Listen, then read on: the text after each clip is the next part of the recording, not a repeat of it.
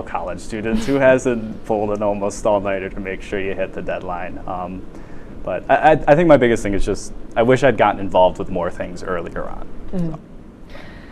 I guess now that we're about to go into 2024, you have a whole blank slate ahead of you. So is there any sort of goals or accomplishment or anything you want to be involved with, I guess, going forward? Anything looking forward?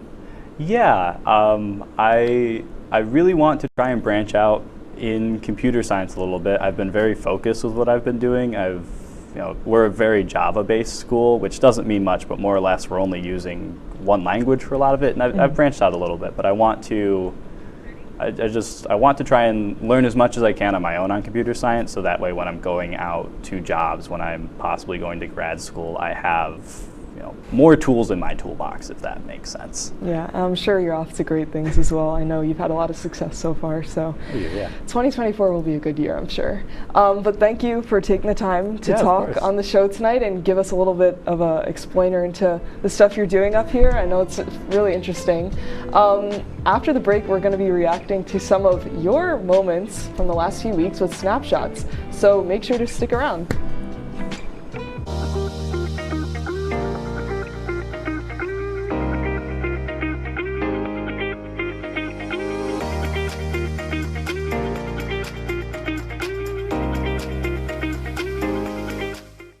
What's going on? Yeah, we go on at like 11:30. It's like no.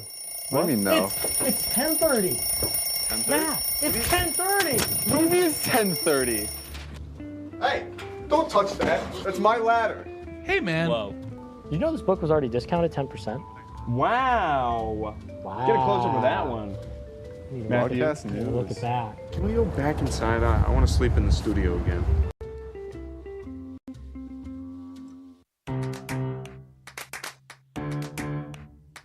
We'll deep dive into our feelings in our Real Talk segment. Stay tuned because it's about to get real.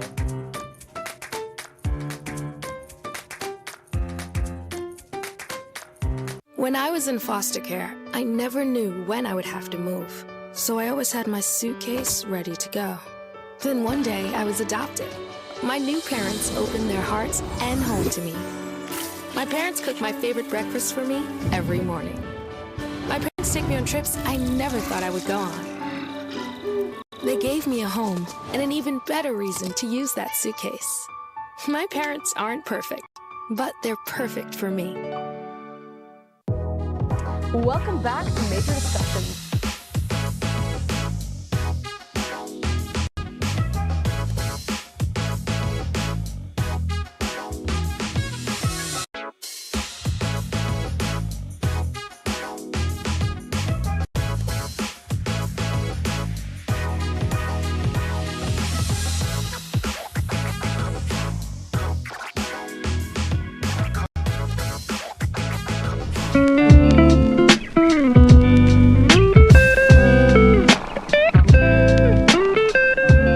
Welcome back, everyone, and let's get right into our snapshots. This is a chance for our viewers at home to submit photos and videos from your lives. I think it's a great way to connect with everyone watching at home, and we've had a long time since the last episode, so we've had a lot to catch up on. So without further ado, let's get started. If we could put some of the first snapshots on screen, please. So this is from our teleprompter, Ryan. He went with the ski club out to Vermont to Killington Peak.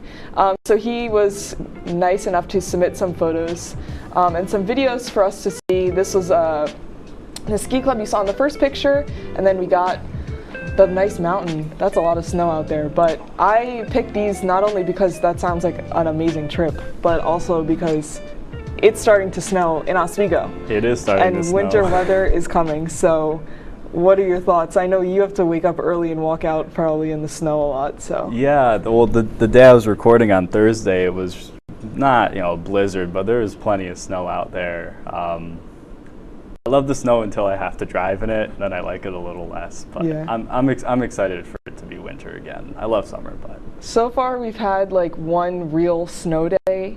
So, and then a lot of it has just been sprinkles here and there in the morning, but I feel like it's going to be a very snow-heavy winter based on the fact that we're getting snow this early. Yeah, I think especially come January, I think we might get a little bit of a wallop, but we'll see. Who really knows? I'm excited though. I love the. I don't, again, like you, I don't like going out in the snow itself, but I like getting some hot cocoa and like curling right up with a fire and a blanket. Yeah. Oh my goodness. Yeah. So I'm excited for the winter weather. Let's move on to the second snapshot, if we could, please. So I want to give a quick shout out to my brother Patrick, who might be watching this soon. He is currently a freshman at Stony Brook University down home on Long Island. He is a mechanical engineering major, and for his final exam for his class, him and like some of his teammates had to build something. So they built this tank. If we could go to the next picture. This was super cool. He showed me a video of it. It's like, it has this like light tracking on it, so it can follow like a target as you move around, and it shoots water out of it too. So I just wanted to give a quick shout out to that. He was working on it over break a little bit too, but I just thought it was super cool, so I just wanted to show it on the show. But this, I wanted to bring it up also because of finals. This was his final exam. We got a lot of final exams coming, so what are your thoughts going into it? I know this is like your last push, I guess, but that was his final. That's really cool. Yeah. It's really neat seeing project finals instead of like tests, especially for freshman year. I know I've been helping TA a class, and if they had a final project, that would be awesome. But they have an exam, which is fun. But yeah. I know for my finals, I don't have any tests, but I do have some papers and projects that I'm finishing up, so that's exciting. Yeah, I got like 2 exams and a couple papers, but my area is just a lot of final projects. So yeah. This semester it's been a little lighter on the projects themselves. It's been more writing heavy, but it's just, I'm just waiting for the final push, and then we will make it out, and it'll be fine. Oh yeah, we're right at the tail end. It's just a couple papers, a couple tests. Yeah, bada just keep typing. It'll be fine. Let's move on to the third snapshot, if we could. So this was my picture. This was over Thanksgiving break. To go home, I take the train from here down to the city, and then I take the train home from there, the LIRR. But this was this is the day before Thanksgiving, I believe. And so right outside Penn Station is the famous Macy's store, like the Macy's store where they have the Thanksgiving Day parade. It was just so pretty. There were so many tourists. I was like, guys, not to be like that New Yorker that's like, get out of the way, whatever, but it was just a lot of people just standing there taking pictures, and I was trying to walk around and do a little sightseeing while I had some time to spare between trains. But I thought it was so pretty. The store itself was really, really nicely done, and it was cool to see the store before the parade. I've never seen it all decked out like that. The behind the scenes. Yes, but this is just the holiday season is coming, I'm excited. I know the city down the street, they have a lot of lights up, and it's just really pretty. So what do you think? I'm excited. I know my neighbors for the past couple of years put on quite a light show. They have their whole front yard completely decked out in decorations and lights, and it's all timed to music too. So the Macy's store looked pretty, but I think the Hopkins might have them beat. So I'm excited to head home and see that again. That sounds cool. I got a couple neighbors down the block from me that it's every square inch of their lawn is covered, and it's a competition every year. See who could go the grandest with it. But did you know that there's a Christmas light convention in Las Vegas every year? No. Or at least it was in Las Vegas. Yeah, my neighbor went to that. Wow, that's dedication right there. No, I'm just excited. I always like seeing during the holiday season, seeing everything get all dressed up and make things seem a little nicer. I'm excited to decorate the house a little bit, put up maybe some paper snowflakes, and just make it look a little cute for the holidays. Yeah, I'll have to put up, my sister made me an advent calendar of ornaments that I'm slowly unwrapping. They're all animated characters, so I'm excited to keep unwrapping those. That's nice. And how about we move to the last snapshot, please?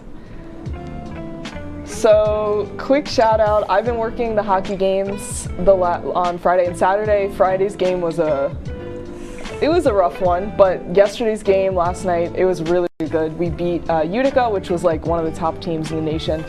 So we have our AP Jacob and our director Garrett Chan. We have another picture of Melinda too, if we could put that up.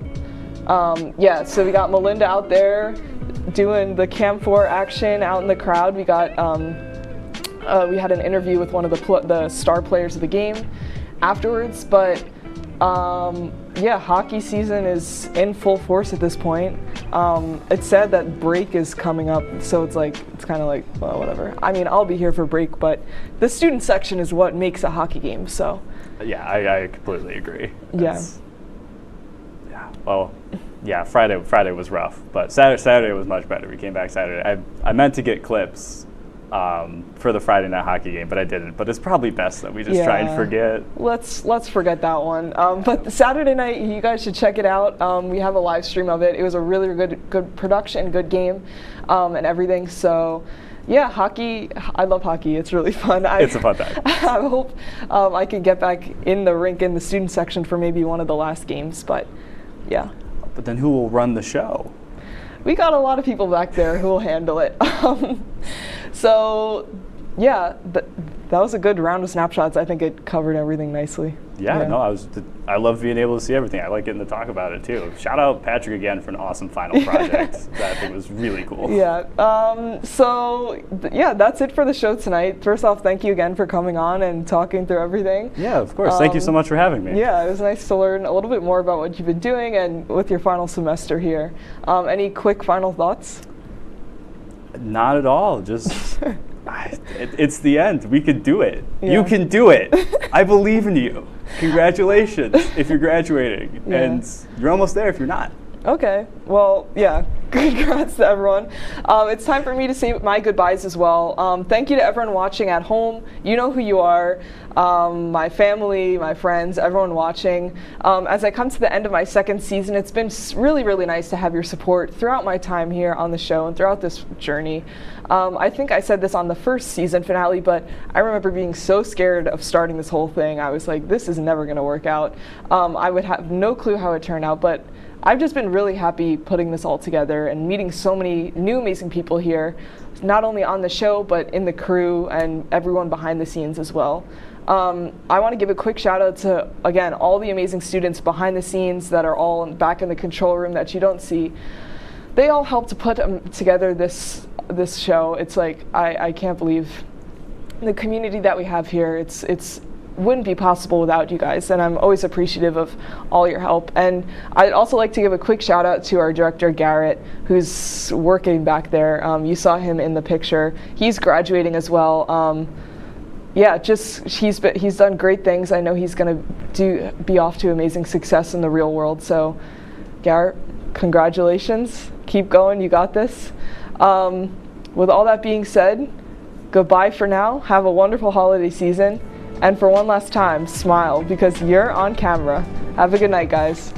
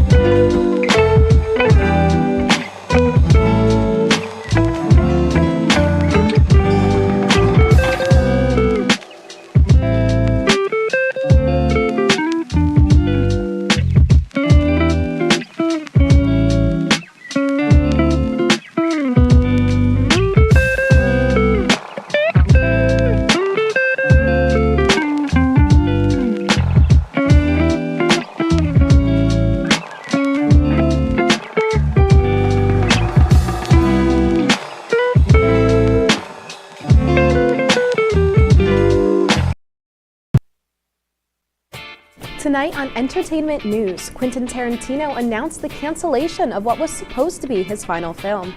A new Taylor Swift album provides fans with a surprise twist. And kick off your Sunday shoes and hear what Kevin Bacon did for this Utah high school. Entertainment News starts now.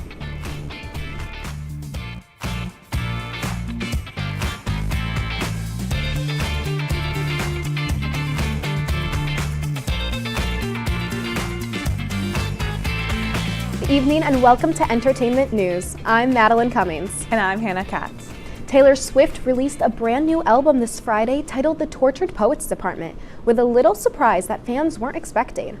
Just 2 hours after the album was released, she announced a second disc, running up a total of 31 songs on the album, featuring collaborations with artists like Post Malone, Florence and the Machine, and producer Jack Antonoff. The album sold approximately 1.4 million copies in its first days of release, marking Swift's biggest release ever. While this is only her 11th studio album, if The Tortured Poet Department debuts at #1 in the Billboard charts, it will mark her 14th #1 album, tying with Jay-Z for the most #1 albums of any solo artist. The Grammy Award-winning performer known as Mandisa passed away on Friday. Mandisa got her start on American Idol, placing 9th on season 5, and went on to pursue a career in Christian folk music. At the 2014 Grammys, she won Best Contemporary Christian Music Album for her album, Overcomer. The cause of death still has yet to be reported. She was just 47 years old. Quentin Tarantino revealed that he has decided to cancel production of what was set to be his final film. The famous director has noted through the years that he intended to retire after 10 movies, leading many fans to believe the reason for the change of heart was caused by the immense pressure he was under trying to round out his career. Very little was known about the movie except for casting rumors of the director's longtime collaborator, Brad Pitt. Payson High School in Utah is cutting loose this weekend with special visit from movie star Kevin Bacon. The high school served as the filming location for the iconic 1984 film Footloose, which just celebrated its 40th anniversary. Students at the school launched their #BaconToPayson campaign several months ago. Students helping out with the campaign pledged to create and donate up to 40,000 essential resource kits to Bacon's 6degrees.org foundation. Bacon spoke at the school yesterday, appreciating all of their students' hard work. 2 very different space-related movies are headed to theaters, each for a limited time. David Daniel has that and more in today's Hollywood Minute. In theaters, everyone can hear you scream. Alien is returning to the big screen for its 45th anniversary for a limited time beginning April 26th. Tickets are on sale now. A telescope is a time machine. And JWST can see deeper into the past than any telescope in history. To not long after the Big Bang. The James Webb Space Telescope is NASA's biggest science mission ever. The IMAX original documentary Deep Sky reveals some of the unprecedented images of the universe the telescope has revealed and what they tell us about the beginnings of time and space. Deep Sky is in IMAX theaters for 1 week beginning Friday. Tell me, baby, nothing but the truth will do. Call me crazy, 'cause I know it's our time, and you have been talking about love. Kate Hudson is ready for her close-up as a singer and songwriter. Glorious is the debut album from the Oscar-nominated actress. The 12-song collection arrives in stores May 17th. In Hollywood, I'm David Daniel. Hudson revealed the title, cover, and release date of this album on Wednesday, as well as the first single titled Gonna Find Out. Hudson stated that the process of writing the album has helped her find the core of who she is, and the album is showing the real her.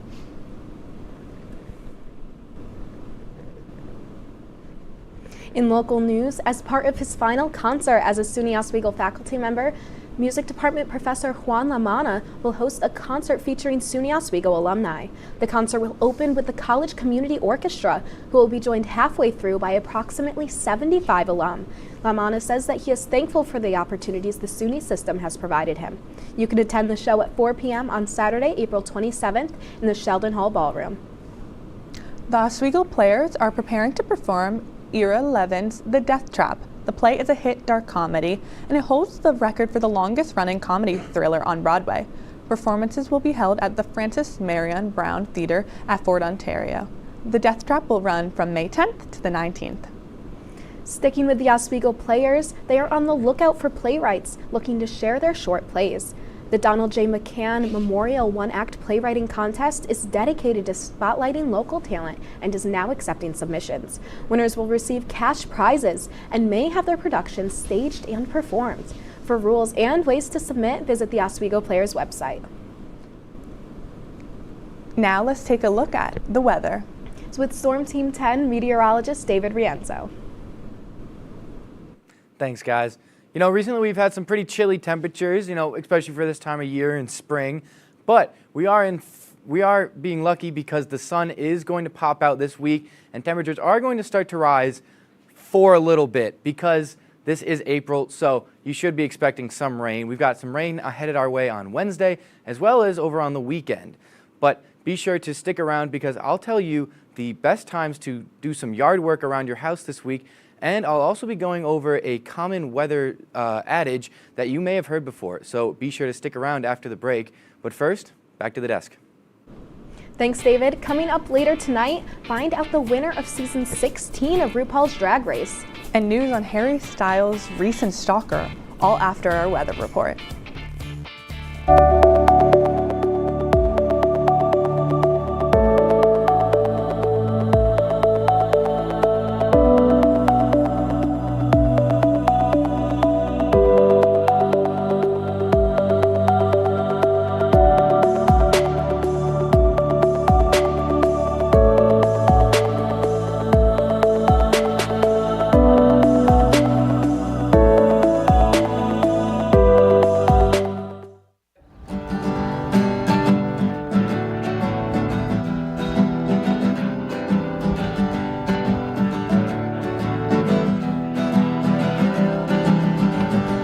We're here for you, we're here for you. This is your channel 2.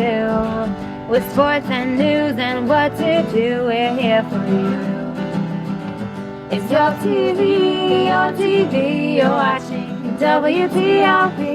Your TV, thanks for watching WTOP.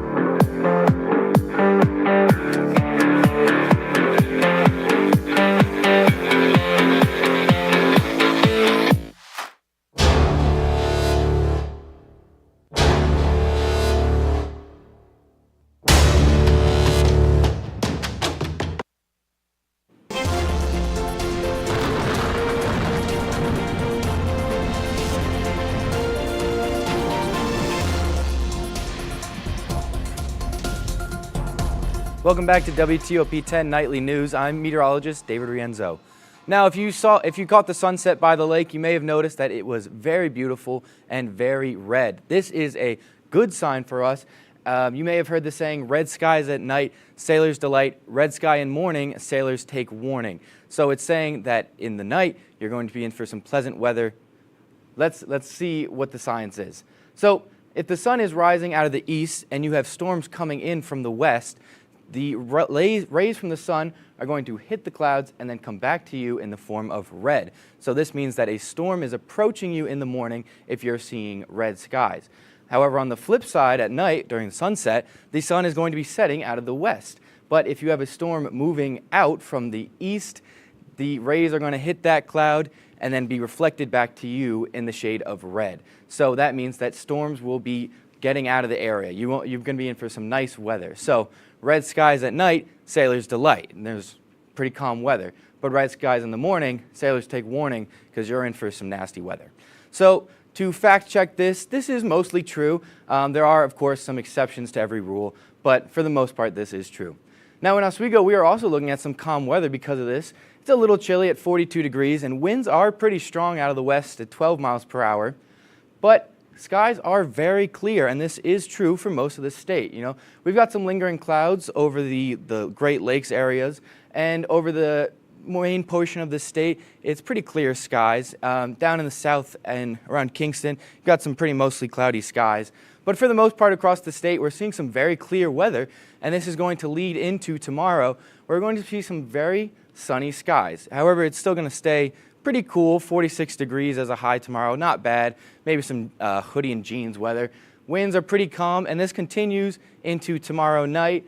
Partly cloudy skies, still pretty chilly, 37 degrees. Once again, not bad. But winds are going to start to pick up tomorrow.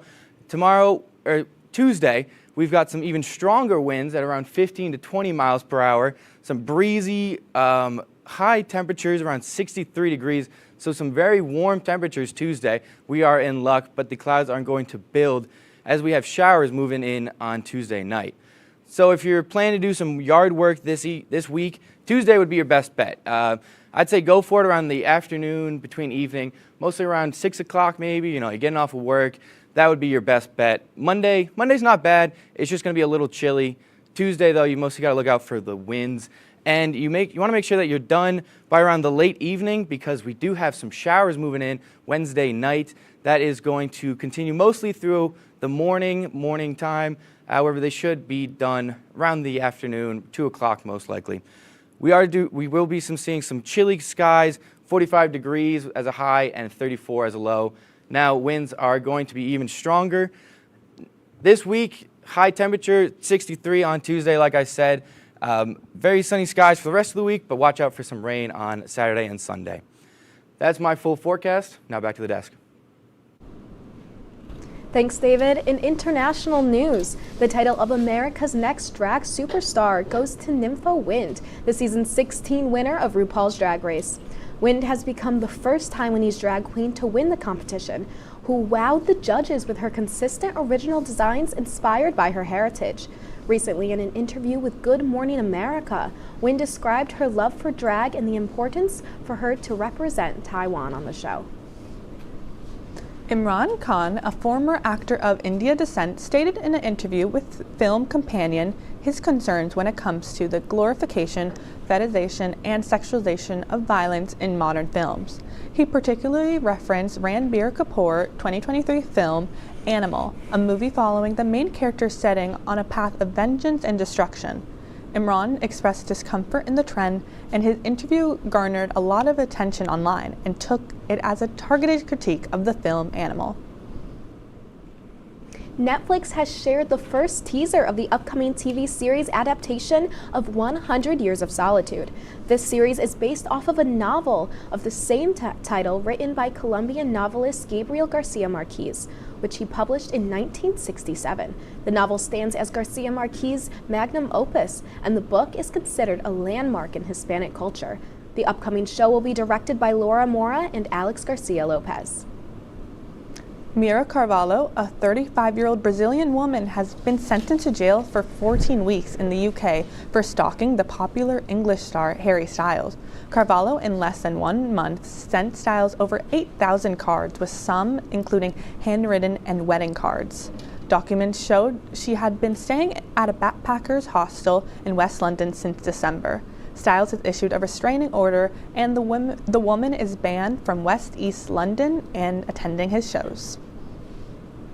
Coming up in our tea report, Jose Vasquez. Jose, what's the tea? Coming up on the tea report, we have details of rapper Glorilla's arrest in Georgia and some of Coachella's highlights. All this and more after the break. I know kids worry about a lot of things. Getting enough food to eat shouldn't be one of them. Through a nationwide network of food banks, Feeding America serves virtually every community in the United States. See how you can help your community. Visit feedingamerica.org.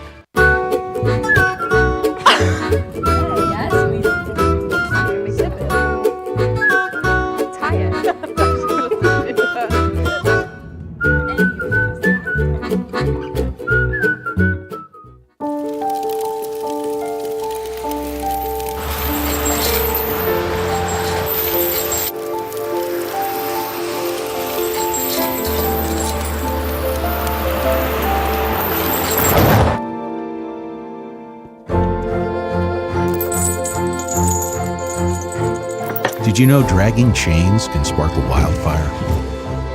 Only you can prevent wildfires.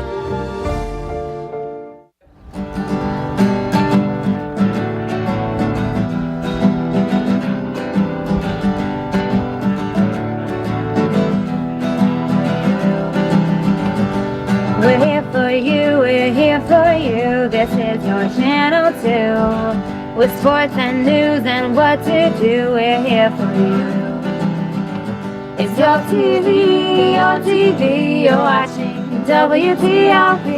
Your TV, your TV. Thanks for watching WTOP.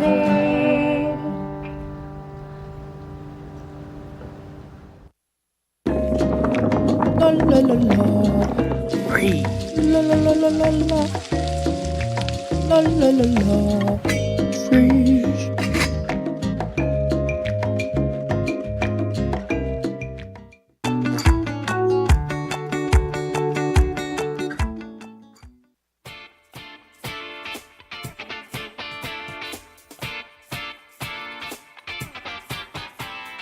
Welcome back to Entertainment News. I'm Jose Vasquez and I got the tea for you. The infamous music festival Coachella took place earlier this month. Some of the highlights of it were Ice Spice previews and performs new song Give Me a Light as her new upcoming album Y2K. Grimes, a singer/DJ, apologizes for her set, saying she was having major technical difficulties as the artist was heard screaming in the mic in frustration. Blur lead singer gets and tells a visibly dry and quiet crowd that they won't see them again and that they might as well blank sing. Shakira, during her surprise appearance, announces that she's having her world tour. Do you guys wish you guys were at Coachella this year? I don't know about you, Hannah, but I don't. I love watching it from afar. I like seeing the Instagram photos. Yeah, the artists were definitely like one that I would want to see, but I feel like it was nice to see it just like on social media. That was good enough for me. I 100% agree. I feel like those conditions are 100% not for me. Like 100-degree weather, you can't shower, too expensive. Yeah. If you guys were to go, who would you guys really, like the one artist you guys would want to see? I would be excited to see Renee rap. After the Mean Girls movie. Yeah, for me, it would be Lana Del Rey, because especially her performance looked really exciting. Yeah, I love her. For me, it'd probably be Tyler. I love him so much. Tyler, Lil Uzi. All right, let's move on. Taylor Swift, Grammy Award winner, drops her 11th studio album, The Tortured Poets Department, and breaks Spotify history and becomes the first album to surpass 200 million streams in one day. Taylor Swift also throws shade at Kim K. Kardashian in her track, Thank You, Amy. Taylor Swift sings about Kim Kardashian's daughter, Northwest, singing the same songs written about her mom. I know you guys love Taylor Swift, so what did you guys think about the album? I'm obsessed with it. I love it. Yeah, I feel like it's different for her, but also like just what we need from Taylor Swift. So. Are you guys happy that it's like really, really long album? I heard she dropped, how many songs was it? 31. 31, that's a lot. Yeah, I mean. Just a lot to learn, you know? know? Lots of, a lot of stories. A lot of karaoke, a lot for the karaoke. What do you guys think Taylor's shading Kim now? I mean, I think a song takes a lot of time to produce. I don't think that this was something that happened yesterday. So who knows when she wrote it. And she still probably had this like resentment towards her and some anger that she wants to write through her songwriting and let it all go, I guess. Right, yeah. And it's just weird that she brought up her daughter. All right, should we move on to another singer? Yeah. Rapper Glorilla arrested in Georgia after allegedly doing a U-turn on a red light and charged with driving under the influence, possessing an open container in a motor vehicle, and failure to obey a traffic control device. According to the police officer on scene, Rapper wasn't making sense and was having a hard time finishing her thoughts. Glorilla claims that she had drank earlier in the evening, but that she was, quote, good to drive. What do we think about Glorilla, guys? Honestly, I don't know Gorilla. I haven't been following her music. Really, she's pretty upcoming. She had a couple hits. She recently announced that she's going on tour with Megan Thee Stallion on the Hot Girl Summer Tour. So she's been she's been coming up. How do you guys feel that's gonna do for her and her career that she got a DUI? How do you guys? I mean, I don't really think it's going to help, but it might not really affect her that much, because I feel like in Hollywood, that's not an uncommon thing to be arrested. So, I don't know. We'll see what happens. Right, yeah. I hope the best for her because she has a lot of talent.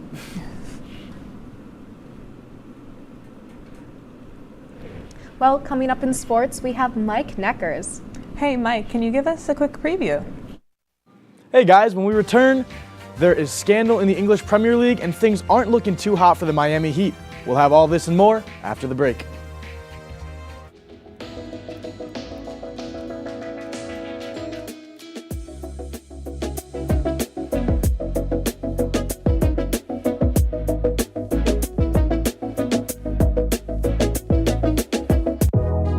Welcome back to Major Discussions.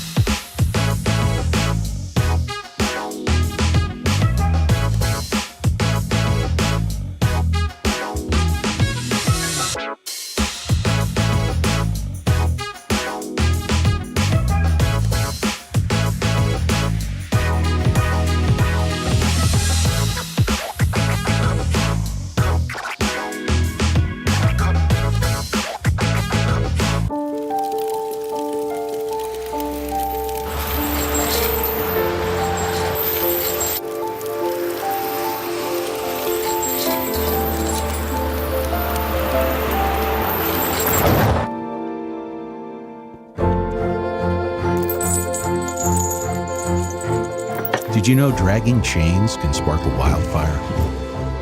Only you can prevent wildfires. When I was in foster care, I never knew when I would have to move. So I always had my suitcase ready to go. Then one day I was adopted. My new parents opened their hearts and home to me. My parents cook my favorite breakfast for me every morning.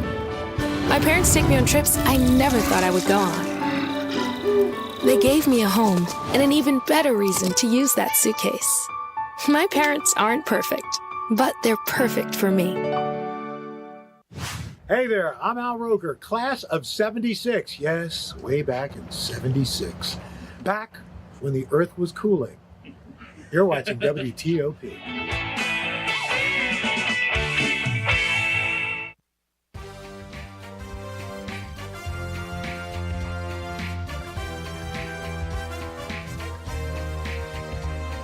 And welcome back. My name is Mike Neckers, and I'm here with our first ever Sunday Night Sports Report. We'll kick things off with the Oswego State baseball team as they pulled off an impressive 7-6 win against SUNY Cortland. In a back-and-forth game, it all came down to the bottom of the ninth. The bases loaded for Trey McGowan, with the game tied at 6 runs apiece and just 1 out for the Lakers. McGowan would fly out to left field, but it gave Daniel Winchester just enough time to tag up at third and beat the throw home, handing the Cortland Red Dragons their first SUNYAC Conference loss of the season. We'll take a quick trip over to the UK now, where English Premier League side Nottingham Forest fell short to Everton FC today by a score of 2-0. The real story, however, is the calls made by the referees in today's game. 3, quote, missed penalty calls from video assistant referee Stuart Atwell were enough for Nottingham Forest to take to social media platform X expressing their displeasure. The English Football Association is aware of the situation and will likely begin investigations into both the referees union as well as Nottingham Forest before the Premier League season is over. We'll move back to the United States now, but stick with soccer, as Inter Miami has put together what many people are calling a dream squad this season. The squad features the arguable GOAT of soccer, Lionel Messi, as well as Champions League winners such as Luis Suarez, Jordi Alba, and Sergio Busquets. Despite the talent that Inter Miami has in the squad, they are just 2 points ahead of Eastern Conference rivals, the New York Red Bulls, who have a game in hand on them.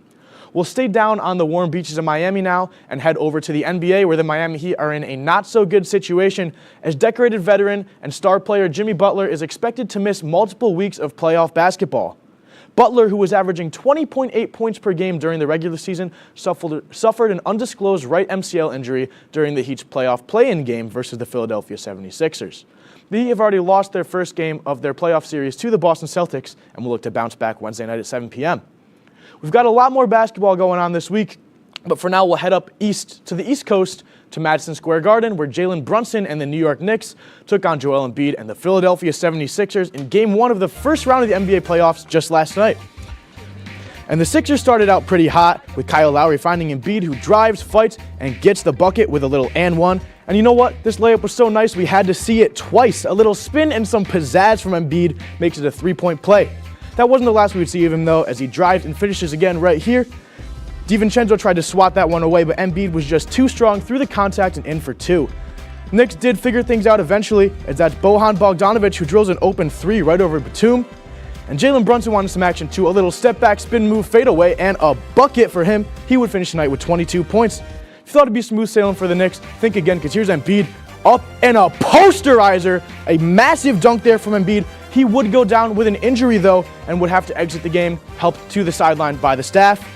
The Knicks used his absence to their advantage as McBride drilled an uncontested three here, a nice one. He would finish the night with 21 points, and they thought they were done with Embiid, but he comes back right out of halftime feeling better. You can't get rid of him that easy, come on. The Sixers were able to get back within two of the Knicks, but McBride strikes again, tray ball from the top of the key, and Anunoby won again. The action said, hey, it's my turn, another one there, and one more three-pointer would do it for the Knicks, as it's Josh Hart with the dagger here to secure the W, finishing his night with 22 points and 13 rebounds. That's a double-double. And the Knicks now lead the series 1-0 and will play Philly Wednesday night at 7 p.m. Again, I'm Mike Neckers, and we'll be right back to close out your entertainment news after the break. What's going on? Yeah, we go on at like 11:30. It's like No. What do you mean no? It's 10:30.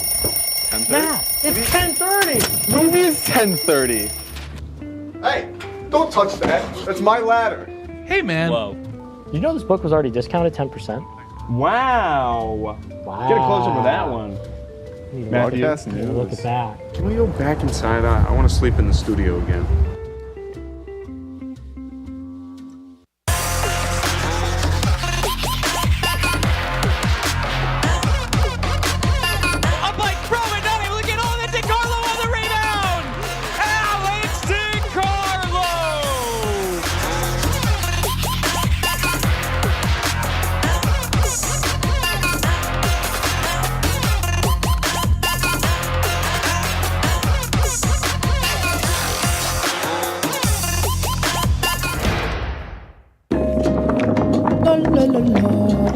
Breathe. La la la la la la.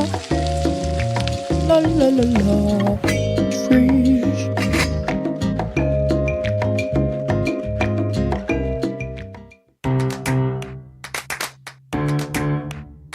We'll deep dive into our feelings in our Real Talk segment. Stay tuned because it's about to get real.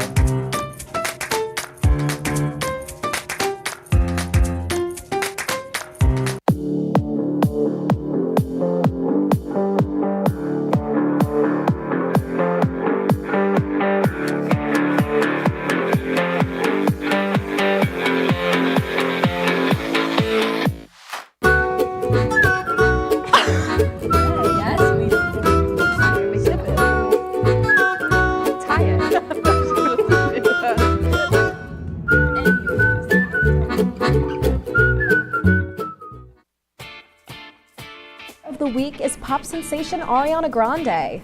Grande is an American singer, songwriter, and actress noted for her 4-octave range and use of the whistle register. She began her career as 15 as a Broadway performer in the musical 13 and rose to prominence in Nickelodeon's Victorious as Cat Valentine. She has taken home numerous awards throughout her career, including a Brit Award, 2 Grammy Awards, 2 Billboard Music Awards, 3 American Music Awards, and 35 Guinness World Records. Rolling Stones even ranked her among the greatest vocalists of all time. Wow, isn't she just spectacular? Absolutely. Really, really impressive career. Yeah, for sure. And David, can you give us a quick preview about what we're looking like with the weather in the next couple days? Yeah, absolutely. You know, spring's finally starting to come around. We've got some nice temperatures, especially on Tuesday with a high of 62. But just do expect to see some rain on Wednesday and also a chance on Sunday night into Saturday. Well, great. So how should we be dressing? Any raincoats or? Raincoat on Wednesday, but you can probably bust out the shorts and short sleeves on Tuesday. Well, perfect. Thank you so much, David. Well, that's our report for tonight. Make sure to stay tuned for WTOP-10's draft special at 10:30. Thank you for watching. Have a great night, everyone.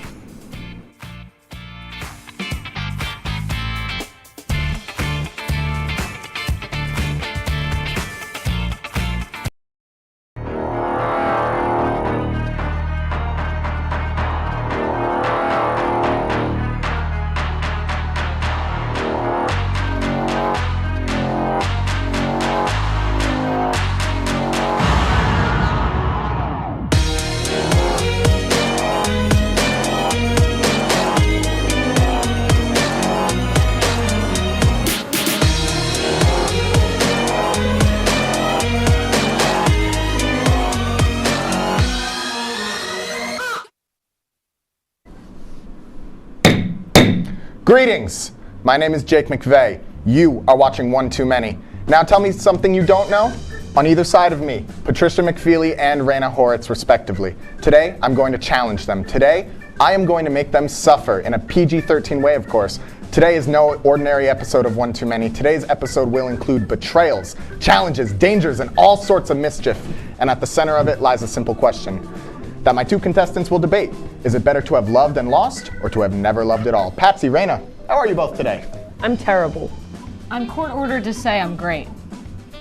I feel fantastic. Thank you for asking. All right. That is deeply concerning. I was supposed to torture you guys this episode, bring you in happy and make you miserable. I can be happy if you need me to sign a contract. Well, I mean, is this the contract here? Okay. That's my sheet. You don't get to know. All right. Now I'm giggling. I'm happy. I'm happy. I'm right. smiling. I'm smiling. All right, we're all in a good mood. Okay, shut up. okay. Everyone shut. Okay. I will briefly explain the additional rules to the game I have added because we got to spice things up a little bit, all right? I'm now opening my bag of props. We have been told that we're not allowed to look at this Patsy bag. and Raina do not know anything. We don't know what's going This on today. We gave him control of is the a episode box today. of copyright-free 60 seconds to accomplish the goal games. While one contestant is pouring their heart out about love and loss and grief, the other one will be completing these silly challenges that I present to them with these silly cards. I'm dropping right everything. With these silly cards. Can you read what the name of the game is? Any points or any challenges that they successfully complete while the other person is talking will award them bonus points, which will go towards their final score and will allow them to win. Ooh. Finally, while one person is playing the games, so while you're talking, you're allowed to have me sabotage the other person one time, where I will throw them off in a slightly terrifying but very silly way. All right? Do we get to know what way that is? Or No. That's for you to decide. That's for me to decide. Okay. There's a lot of different challenges on here. And what's the name of the game, Jake? It's 60 seconds to achieve the goal challenges. Got it. But what about beat that? Okay. They don't hire us for that. Thank you. It's Thank a game you. with challenges. It's a game with challenges. That's all you need to know. Yeah. And before we begin, there is a pregame ritual that, of course, we need to talk about. Hi, Mom! Hi, Mom! Oh, man. It is great to see you again, Mom, even though I'm on a screen and you're watching me about 2.5 hours later. Anyway, I'll go first. yeah, do you have a message for your mom? Hi, Mom. I had a pretty great birthday. It was awesome. Jack paid for my nails to get done. I know that you hate this show, and that's okay. I still love you. Don't say it. Hi, Mom. Oh, okay. I want to say hi to my mom. Hi, Mom. Things have recently gone awry, is how I'm going to say it. Don't go on any of my social medias or text me or call me or fax me. I don't even know how you still have a fax machine. You can, however, check my LinkedIn, but I will not respond. But I'm doing fine. I love you, Mom. This show is awesome. And Raina's mom should check the WTOP-10 Instagram today because she's topper of the week! I do it for you, Mama. Topper of the week. I do it for you. Oh. Mwah. Take you up, And Mom, I talked to you on the phone earlier today, so I don't have anything new to say to you. But this is going to be one too many at its most dangerous. It will be so intense, I guarantee you, you will pee yourself unless you go relieve yourself right now. You have one chance. Go now. I'll wait.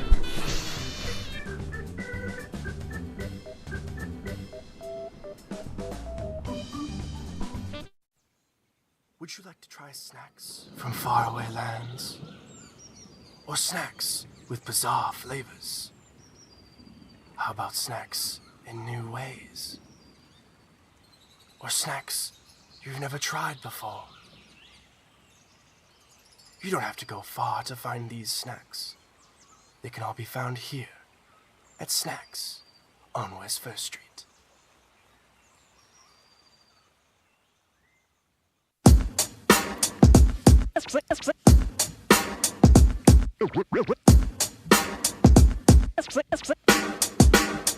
Yeah, we're walking around campus, and what do we see? All these clubs are looking. They looking for me. There's hockey. There's improv. So much to see. So let's go try them out and see how they be. Come on and please watch. Our embarrassments free. Tune in to Amateurs on WTOP. Happy Friday, Lakers, and another beautiful day here in Oswego, New York. I'm DJ Don Perone, and I'm happy that you're starting your weekend off right listening to WNYO 88.9 FM, the Laker Radio Network. I said, darling, can you see? There's no room for us. There's no room. Never lives are cheated. Promises keep slipping. And I always knew it wasn't you. It wasn't you. Now our lives are cheated. Promises keep slipping. And I always knew it wasn't you. It wasn't you.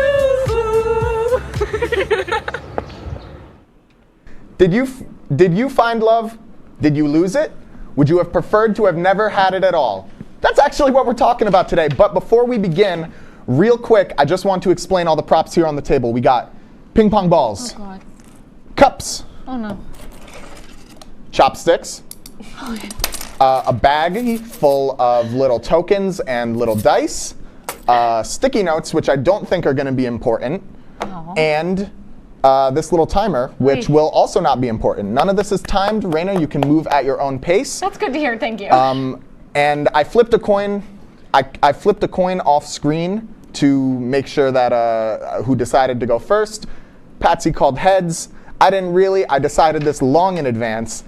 I never win And these. extra bonus points will be given not only for how good your debate is, but how many challenges you can complete. All right? Patsy, you go first. Guys, loving someone Begin. deeply is one of life's most profound experiences. It opens our hearts, fills us with joy, and gives us a sense of purpose and connection unlike anything else. When we love, we are vulnerable, opening ourselves up to the possibility of pain and heartache. But despite the risks, loving someone and being loved in return enriches our lives in ways that are immeasurable. When we love and lose, the pain can be excruciating. It feels as though a part of us is missing, and the emptiness can be overwhelming. You right? can skip a challenge We card may if it's too hard. question it if it was worth it at all. But if the pain is too much to bear, sorry. But in those moments of darkness, it's important to remember that the love we experienced was real. It brought us moments of happiness, laughter, and growth that shaped us into who we are today. The pain of loss is a testament to the depth of our love. It shows that we were willing to open our hearts fully, to give ourselves completely to another person. And while the pain may never fully go away, it eventually lessens, making room for healing and growth. We learn from our experiences, gaining wisdom and insight that can only come from loving and losing. Furthermore, the memories of love continue to live on within us, serving as a reminder of the beauty and power of love. They become a part of our story, shaping our future. Relationships and how we love others. Without experiencing love and loss, we would never fully understand the depth of our emotions or the strength of our hearts. If we could, So while the pain of losing someone we love is undeniable, the experience of having loved is a gift that should be cherished. It teaches us about ourselves, about the nature of love, and about the resilience of the human spirit. In the end, it's better to have loved and lost than to have never loved at all. For love is what gives us meaning and purpose in our lives. Time. All right. Thank you. Raina? Yeah. Your rebuttal to Patsy's speech, you're welcome to continue playing the games while you do if you want to win even more points. But of course you don't have to. I wasn't even looking at the games though. You're not taking me seriously? I'm sorry. This is the most stressful experience of my entire life. Okay, continue. To be so honest with you. Okay, here's the thing. I don't know why you think these games are so difficult. It's easy. We're Just, gonna find I mean, ping pong balls throughout the studio. Okay, first of all, my only rebuttal is love isn't real. That's all I gotta say. And when But you it were is singing, real. you sounded like a One Direction song. Nah, I'm counting Whoa. that. That was counting. She that's went okay. like this. That's one. That's real, that's real, that's real. You sound like a One Direction song, and guess what? One Direction broke up! They're still friends. So never trust a man named Zayn is my first piece of advice. I have a friend, Zayn. Hey, Zayn, I don't trust you like that. You know why? You're gonna leave me, just like the other Zayn did. I don't know a single person named Place 4 Zayn. dice in a cup. I have 30 seconds. Wait, this is just place place dice in a cup and then put it back out of the cup. I'm gonna do that really quick.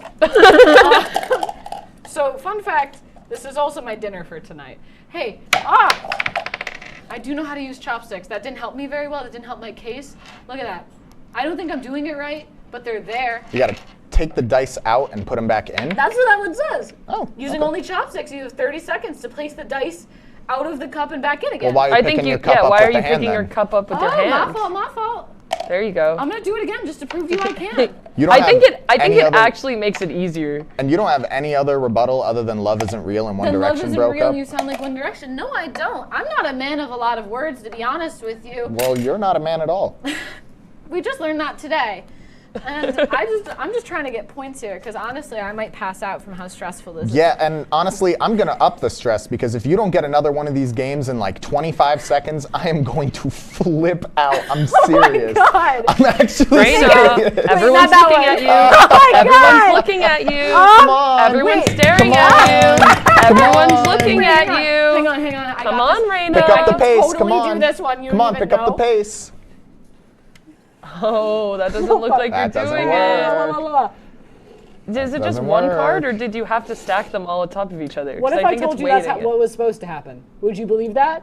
No, I don't actually Are you believe supposed that. to be blowing all 3 cards What I off? just did was what you were supposed to be doing. You were supposed to move the cup without... Wow. I was, yeah, that's what. 3. Son of a gun. Count. You must blow the Son cards of a off gun. one at a time. That's what I did. I did what you asked. Wow. She did Everyone, not. Calm down. I all right? mean, wow. I didn't know I cheating don't was like allowed. it when you fight. Listen, you read the card, I read the card. It said we both blow the watched it cards happen. off. It didn't say It's- move the cup. I don't know got if it you're on. literate. I honestly think moving the cup and having the cards not Was fall more is more impressive. impressive. You're And you know playing on what? my I'm gonna give downfall. Raina one gonna bonus move point the for cup. being impressive. That's the first time that will ever happen. That's And like the the last. equivalent. That's the And the equivalent last. of us giving each other points for being pretty. That He's was just true. giving you a And point. I don't like it when you guys I'm just fight. giving- It reminds me of other dying loves in the world, and I don't want to deal with that here. Well, listen, here's the thing. Is you don't need to worry about love dying on this set because I hate both of you a lot. Perfect. Awesome. You two, That's great. you for me. really annoy me. All right. Most men say that. I don't know if you guys noticed this, but the word rebuttal has the word but in it. Oh my gosh! Oh, You're Yeah. so right. I'm serious. That's so funny. I'm actually serious. Oh my god. Wait, really? Yeah, the word rebuttal has the word but in it. And I was writing the script for today and I was talking about, Raina's rebuttal, Patsy's rebuttal. I was like, dude! What?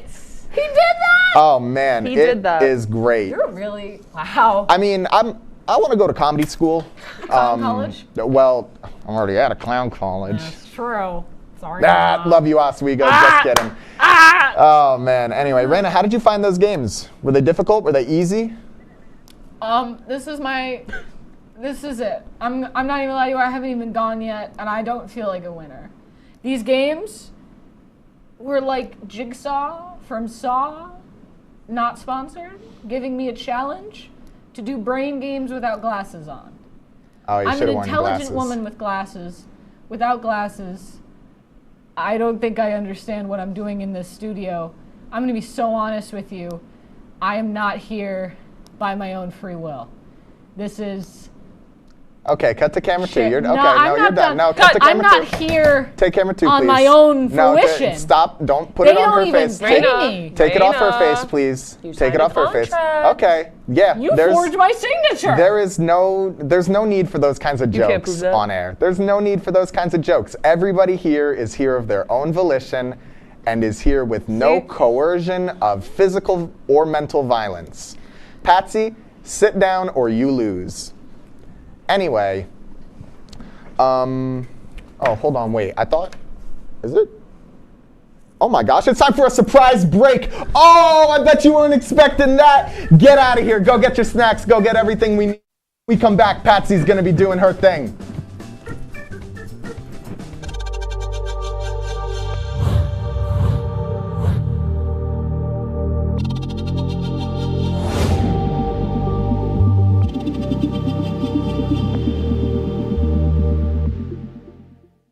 Say, President Stanley, whenever there's bad weather, who would you turn to? I'd turn to Storm Team 10. No, right but you've here. got to say it like this. Storm Team 10. Say it with me. Storm Team 10.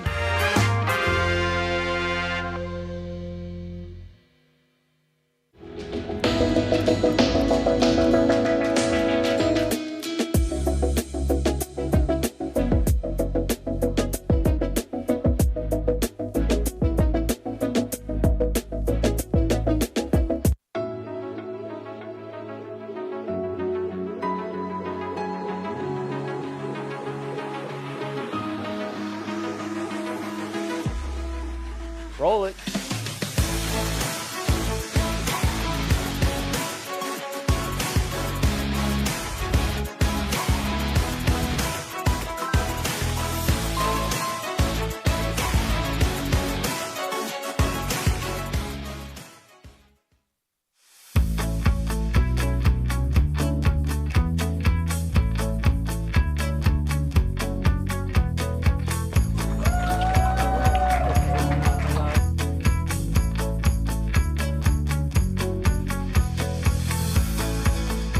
Jill told me it was Kitty from Glee. Yeah, what is it? Al Roker.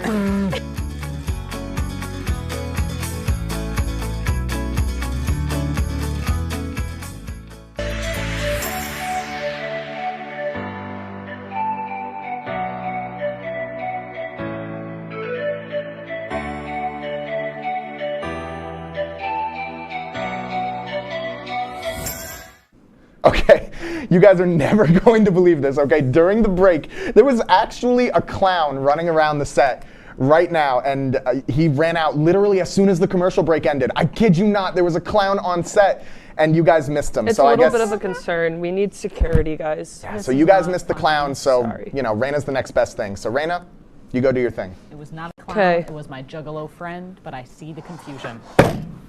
I'd like to begin. Let's say, hypothetically, you fell and you scraped your knee. A little fall. Shoot. Nothing more. You laughed it off at the time. Surely a little fall won't leave a mark. You can move on. No. I guess. But 3 years later, you look down at your knee and there's still a scar. When you wear shorts in the summer, sometimes people ask, hey, what happened to your leg? No. Huh. When you go Sorry take a if my butt's shower, in the screen, you guys. catch glimpses of the scar in the mirror. How strange. Such a small moment in life, yet it follows you each and every so day. ridiculous. I would love it if you sabotaged it. No! Ah! Yeah. Okay. Okay, guys. You know, it's not your fault that you fell. It happens. Jeez, I guys. wouldn't blame the ground. Jeez. From the ground's perspective, maybe you hurt it worse. Maybe you did some damage when you fell into it too. Come on! But now, 3 years Come later, on. Okay. give or take, people still associate you I have another with that ground in that patch of land and that scar on your leg. Okay. You carry the burden of a moment so brief. Okay, what's the next one? You didn't even remember Rest of that you were chopstick, smiling dice, and when you place the fell. cup. You were with friends, you were happy. You had that's things crazy. to do with your life. It was That's it was crazy. a good moment when you fell. It was, but you don't remember it that way. No. You don't even think of these facts when you see that scar. All you see is just scar. So now, for the future, you wear knee pads everywhere. I'm gonna just... You know, it's better to be safe, free of scars. Maybe one day you'll fall into grass, instead, on purpose this time. Dude! just to feel alive. Were your tricks this crazy? And you won't get a mark. They were pretty crazy. Only a memory of green grass and a beaming believe you smile got so many points. and a story that you were in control of. Dude. Dude, if it's too I hard, choose just to wait skip for it. that day. You're right. And I really, Dude, I believe all of these are insane. that we should all be wearing knee pads. Where? Be a I don't little know where extra balls went. cautious. Because those who Okay. dive in don't realize that they hurt the ground just as much as they scrape their knee. Okay. I believe it's that's another those one. Stack who two love the cards. hardest that hurt the deepest. And for that, I believe it is better to go in with the best of intentions rather what than that was. under the That was another one. implications of love. I believe it's better to wait until it's real. Because if you're just going into love and taking it as a story to toss aside, Face down on the table. what did you really gain? And who are you at the end of the day when you go home that night? Do you feel good knowing that you got a story to love when someone else is on that ground? I wouldn't. Hell yeah. Okay. Just Dude. something to think about. You know, I got a lot of scars on my knees. Wow. That was so sad. I would have almost shed a tear if I wasn't so manly. You I'm really serious. I'm thinking about it. I'm really thinking about it. Patsy, you can keep trying to complete as many of these games as possible. You're down a little bit, so you gotta really bring out the thing. Teleprompter, can you just go up so I can So- kind of look at what she said? Raina, Thanks, let teleprompter. me discuss. I'm that worthless. Raina, let me discuss this with you I because wasn't I am listening for a curious second. about Yeah, absolutely. your thoughts. You say that there's that metaphor of falling and scraping your knee and doing that kind of irreversible damage in a moment that you didn't see as all that destructive. Guys, I'm so bad at these. But I'm a little confused about the grass metaphor. Can you explain a little bit what you mean when you say that one day you might fall into grass? sweating. Because isn't the fall the problem and not necessarily the ground? But you fall in the grass on purpose. Why do you fall in the grass on purpose? Because it's cozy and it'll catch me. You fall in ground on accident. I'm trying to show I have I a fall scar. on the ground on You'd have purpose to really so zoom many in times, to see the Raina. scars on my legs. Raina, I fall on the ground so many times on purpose, and it's just because I want to know what it feels like. And that's what love is like. You just do it because you want to know how But it do you feels. think of the ground when you fall, or do you just think about falling? I think of both. I think of the impact that I'll have on the ground, and I think of the time that it takes for me to fall on the ground and that great feeling of the wind blowing through my hair as I am falling to my descent. Thank you. Anyways, back to my tricks. I remember one time in my freshman year of high Guys, school. I know how to properly use chopsticks.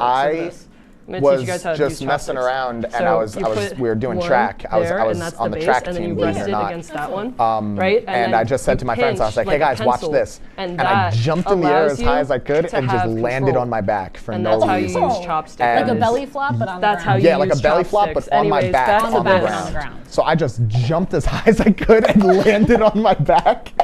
And they were like, "Dude, why did you do that?" And I was like, "I don't know." And I hurt my shoulder because of it. And Rotator cuff, maybe? well, I don't know if you guys can hear it. I can do this. Oh! Ooh. Can I? Guys, Wait, it's popping so Yeah, loud. I've been able to do that ever That's since. so gross. Mom, stop Yeah, watching. here, You're bring gonna your hate mic over this. here. Oh my, guys. Isn't that horrific? Guys. Yeah, sorry for any of you who are a little squeamish. Give a warning next time. Squeamish at Jeez. home. Patsy, your rebuttal to Raina, I need more depth from you because More you depth? kind of just What about asked my ground questions. metaphor? You asked questions. I expanded on my question. A metaphor's a metaphor. I expanded on All it. right. Can we go back to Raina's thing? I want to read it. Let me read it, guys. No, you don't. It's a one-time only experience. Patsy, how many times are you going to try this cup challenge before you just give it up? You've been trying this for like 3 minutes now. Also, she's lying. I'm I'm gonna not do scripted. it. That came straight from the heart. Dude. Yeah, that did come straight from the heart. She's a very damaged heart. Guys, I'm going to. The rest of this episode is going to be me trying. You don't even need to hit a get this You don't cup. even need to hit a rebuttal. I will gladly just continue this conversation. So I would gladly Can continue I this get points conversation for with you Raina. continuing a conversation? You come out as a winner somehow in that instance when you decided to belly back flop Yeah. onto the ground. I truly believe that you're the winner in that scenario. Well, here's the thing about that. Guys, this is really hard. I swear. I didn't I didn't do Seth, you come like out here. permanent. You do this. I didn't do bet like you any can't. permanent I bet damage you to myself. couldn't. I just. I'm talking to our cameraman. Well. Mike, do you think you could do this, amateur? I did do some You're an permanent damage amateur. to myself. I don't know Yeah, what you I'm can come talking over. about. Yeah, we'll try to do this. All right, we're gonna have Mike one of our does it, crew. can Yeah. she? You know what? If Mike can do this, one shot. Guys, if Mike welcome can do this, E-Mike. Patsy wins the entire episode. I'm serious. Okay, you're gonna No try. questions It has asked. to go onto the cup. doing it this way. Because it told me to do it that way. I did it. I was. No, the picture just said that. Some people think that you go to SUNY Oswego to see Lake Ontario. You go to SUNY Oswego to see E-Mike. Yeah, you go to SUNY Oswego to see E-Mike. Here, you try. There ain't try. no one like her. All right, E-Mike, you get this first try. Patsy wins the No, episode. you get this at all. Just keep going. No, just keep going. We said first try. Just keep going. Just keep going. Now you gotta win by Oh, points. wait. I got. Yeah, I see the vision. I see the There's vision. not a lot of hope here. I see it. Oh my gosh! What There's if it not a lot of landed? hope here. If, you know what? If you can land it on top, I'll give Seth, you you're double like points moving for over. that. Wait. No. Do it. Are you kidding me? Wow! Wizard got it! Double points for that one. Yeah, Look at that! I can't beat that. We're Double not points. sponsored. All right. Hey, order! Bring it back. Come on. All right. We need to give this out. Okay. So, Hey, Fix Party your crown, City. King. as you all know, Think about us. you played a very good game today. However, I mean, if you look at the tallies, there was a lot going on. I'm going to tally up Raina's points really quick. 5, 10, 5, 10, You cheated. 15, How did I? 20, You cheated. 25, 26, 31, Skill issue. 29, She cheated. 34. Cheater, pumpkin eater. All Yeah, right, go with your so pumpkins. Raina is 34 and Patsy is 5, 10, 15, 20, 30. Okay, so the winner of today's show is me because I had a really great time watching you guys play these games. With my best And friend. I just got to sit here and laugh at all the silliness that went on, but I mean, technically, Raina scored the most points today. want it. I want you to take it. Oh, no, I insist. No, you take it. Oh. Maybe I will, actually. All right, your winner speech, Raina? I believe in love wholeheartedly. That was a sham. I have a boyfriend back home who I'm going to marry, and I love him a lot. Lying is what helps you to win. Wow. Yippee. She's a cheater. Hey, I lie, I don't cheat. I mean, Write it down. Lying has never been off the table on this episode. I mean, just look at last episode. Me and Raina both lied through our teeth. Yeah. And Anyway. he broke me mentally. And here we are. Patsy, do you have a lot of things to say because you're a loser? Yeah. Yeah, go off. Guys, I think cheating is wrong. I think it's wrong for Raina to get away with this. I think we should have standards as a TV production. I think we should have morals. I am a hopeless romantic. That's why I gave this beautiful, beautiful, heartfelt argument. And she decided that love wasn't real. And that's not fair, guys. It's not fair. Love is real. Love is powerful. And love should always win. Today, love lost. We lost love today. My love won. I have a beautiful boyfriend too. He's great. Wah. He's going to comfort me as I cry. Yeah, now cheating is wrong. Cheating is wrong right now. Cheating it's has never always been been on wrong the table before. for this show. It's never been Cheating wrong has before. always been Every on zone the is table, a okay? cheat-free zone. Now I have sorry. a problem with it. Cheating was not an issue until it started affecting me. Okay? I had. Stop the vote. Stop the vote. Do you want to put up the graphic of my beautiful ex-boyfriend, Fugbert, please? If you have it. But yeah, cheating has been wrong. That guy cheated on me, guys. It was okay. It was fine. Womp Okay. womp. All right, Look enough at about being Fugbert. sad. Enough about being sad, all right? It's okay. This If table. you've been That was hiding, supposed to be in if the you've been thing. hiding your I head under forgot. the blanket, if you've been hiding your head under the blanket for this whole episode because it was so intense and scary, 62 inches. you can breathe now. You're good, all right? The scary part is over. And that is all we have today from beautiful Oswego, New York. And what a remember, great episode he had. Okay. If there's one thing that there's too many of, it's one too many. I've been Jake McVeigh. You've been watching your television for the last half hour. Something you don't know?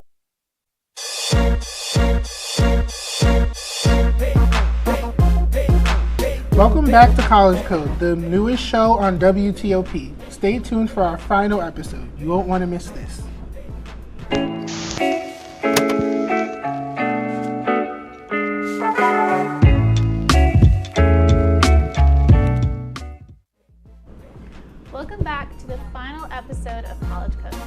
we talk about everything that has to do with being a college student. So, how's this semester going for everyone?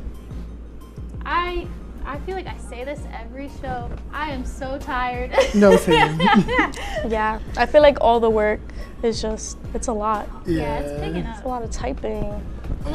It's a lot of typing, a lot of words, you know? Yeah, especially with like final like group projects and stuff, just having to meet up with your partners and just like having to get all that together gets to be a lot too.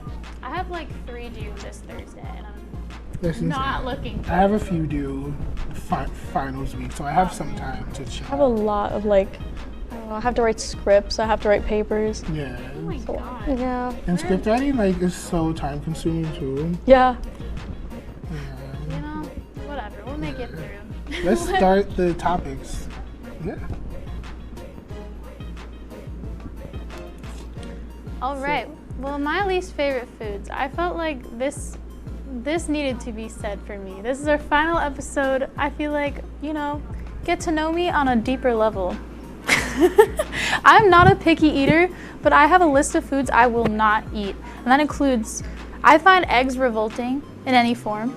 I will eat mayonnaise, but only if it's on a sandwich and I don't see it. And I think it's disgusting because one time, I don't think you would eat it with a spoon.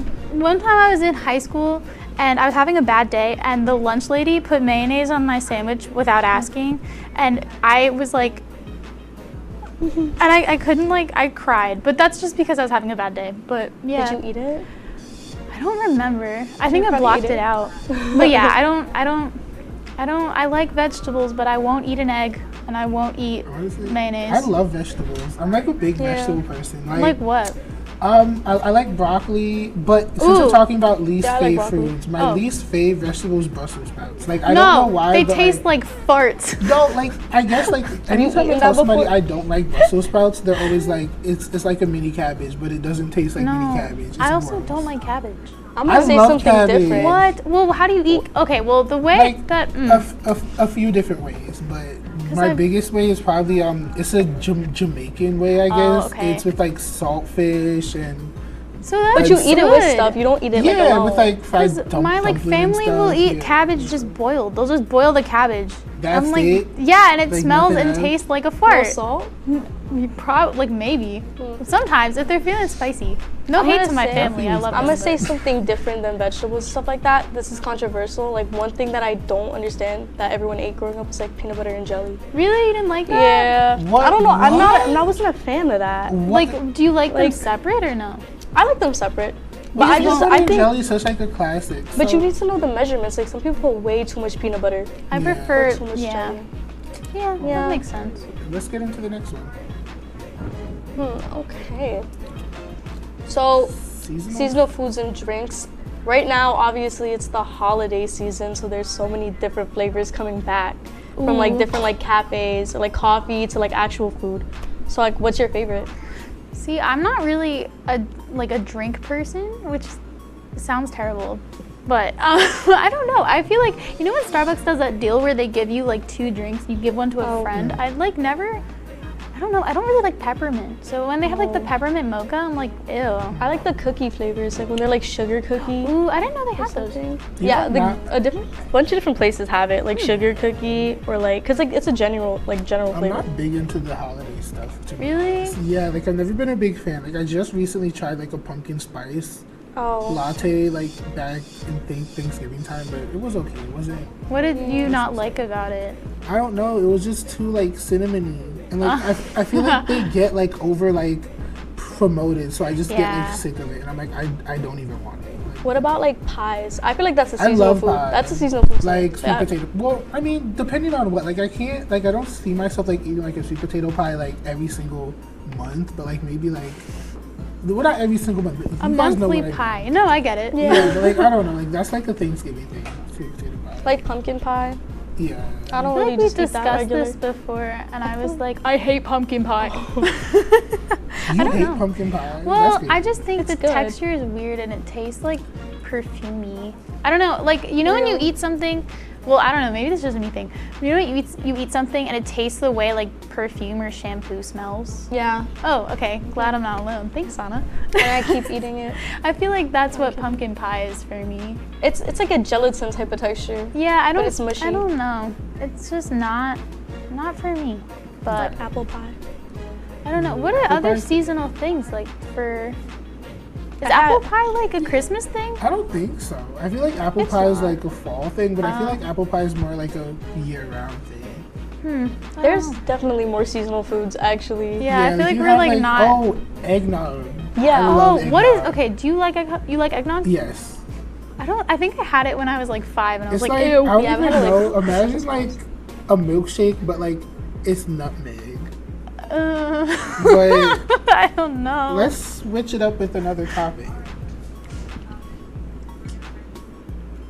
Stay motivated. Stay motivated. I know for me, especially coming up with like finals week and stuff, just trying to keep up like the motivation is pretty hard. But I know like I typically just like to remind myself that this is not like a permanent thing. This is just a temporary thing. You know, like everything that I'm going through now is temporary. Nothing's set in stone. So not to like freak out too much about it, and if stuff doesn't go the way I want them to, I kind of just let it flow. I feel like that's a good way to think about it, because I feel like you get so caught up in the situation, and then you're like, and if I don't get this done, I'm gonna like XYZ, everything's gonna happen, I'm gonna fail, yada yada. Yeah. But you know, it's like it's finals week, it's just how it is, you know. And there's like plenty of things that you know you can do to like support yourself. I find talking about it, I mean, like, I know it's like not gonna get the work done, but sometimes if you're like, okay, like saying it out loud, I have to do this, I have to do this, I have to do this, and then I'll get it done. Sometimes just like verbalizing your plan of like action, that helps me. I don't know. I feel like I agree with that. Like whenever I'm like overwhelmed with a bunch of work and everything, I just start to think about like how if I like get this out of the way now, then I'll get to relax. Like if I keep putting it off, like that stress is just gonna like be carried on and on and on. Because procrastination is like it's like a stress That's my response. best friend. Procrastination. Literally. Like, And I treat yourself. Like, Treat yourself. Like get yourself a little treat. That's what I do. Yeah. I go for a little try, but, coffee. like, I just end up like not getting my work done when I start to do stuff like that. Well, I think it's like an anxiety thing. It's like the work is making you anxious, so you're putting it off, but putting it off is making you anxious. And I feel like when I realize that, I'm like, oh, okay, I should probably do the work. You know, it's really hard though. Like sometimes, I get so caught up in it.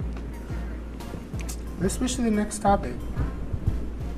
All right, guys, this is my favorite topic we've ever discussed on College Code. Don't even. So my dog is like 16 now, and he's old as heck. But look at him. Look at that guy. Is he not the cutest thing you've ever seen? Look at his little teeth. Look at him. He sleeps like he pays the bills. I love that guy. Anyways, so me and my dog had beef when I was younger because I've known him since I was 5. And I used to, like, as what kids do, like, pull his tail and stuff. And that's not nice. You shouldn't pull a dog's tail. So, like, growing up, he, like, kind of held a grudge. But now in his old age, he's super nice to me. And when I came home, he, like, started, like, hopping and squealing. And I was like, so I just love that guy. I don't know. He's my little man. And he smells so bad. What kind of dog is he? He's a Maltese Pekingese mix. And I think what it is that gives him like his little underbite is the fact that his chin grew too long and his snout is too short. So that's why he has a little like boar's teeth. But What's his name? Maxie. But he goes by Mr. Stink because he smells disgusting. So why not like watch him? No, it's not even that. He's just old. It's like the old dog smell you just cannot get rid of. I don't know. That's really weird. Like you don't know until you have an old dog. Like he's elderly. And I have to carry him. So in my house, it's 30 steps up.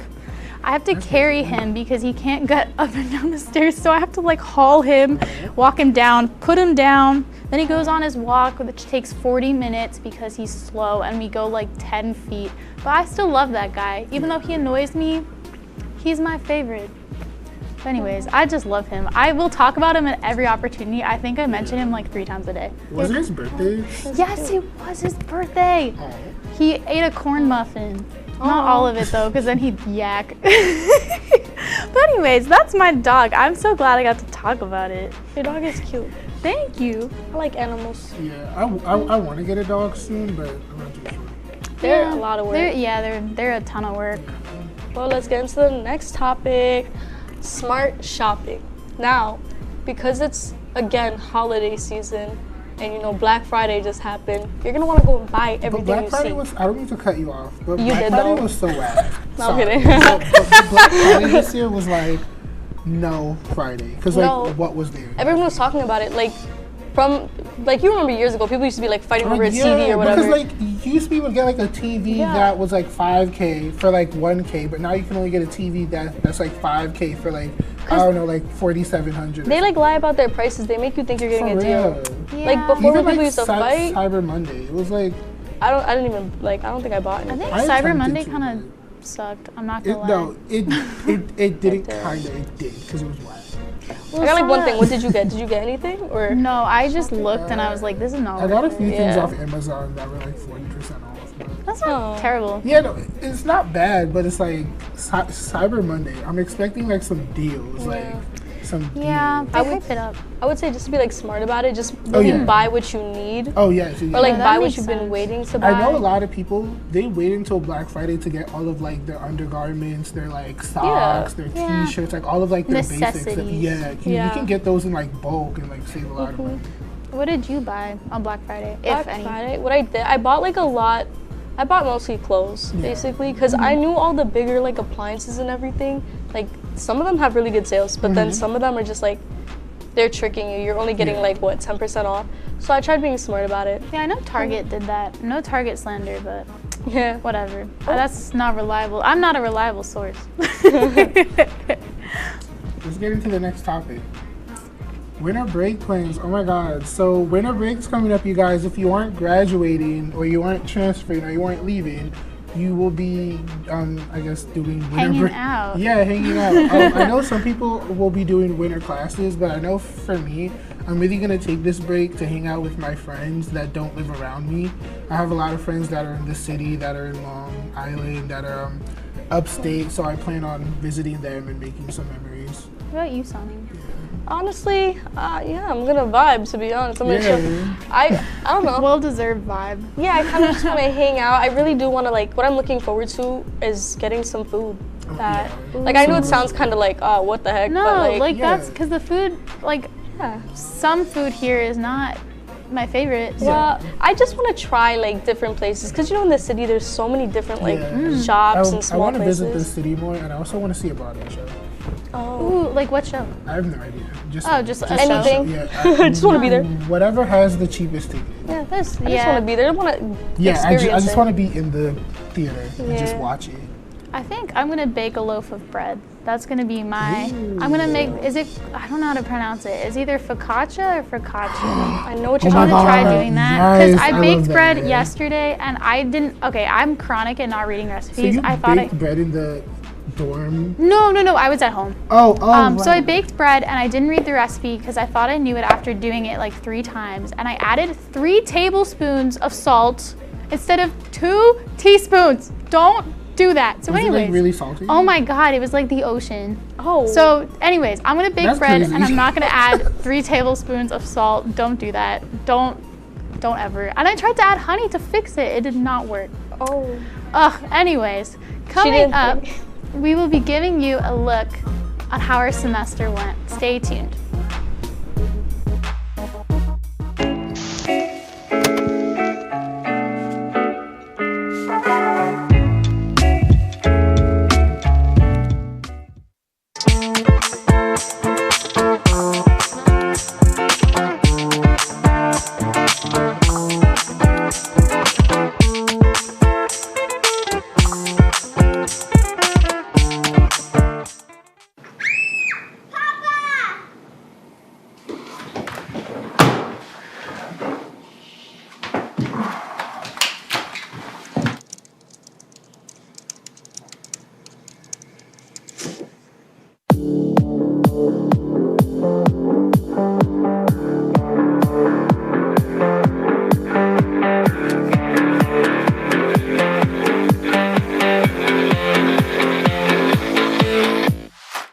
Okay, President Stanley, whenever there's bad weather, who would you turn to? I'd turn to Storm Team 10. No, right but you've here. got to say it like this. Storm Team 10. Say it with me. Storm Team 10. What's going on? Yeah, we go on at like 11:30. It's like No. What do you mean no? It's 10:30. 10:30? Matt, it's 10:30. What do you mean it's 10:30? Hey, don't touch that. That's my ladder. Hey, man. Whoa. You know this book was already discounted 10%? Wow. Wow. Get a close up of that one. Matthew, Look at that. Can we go back inside? I want to sleep in the studio again.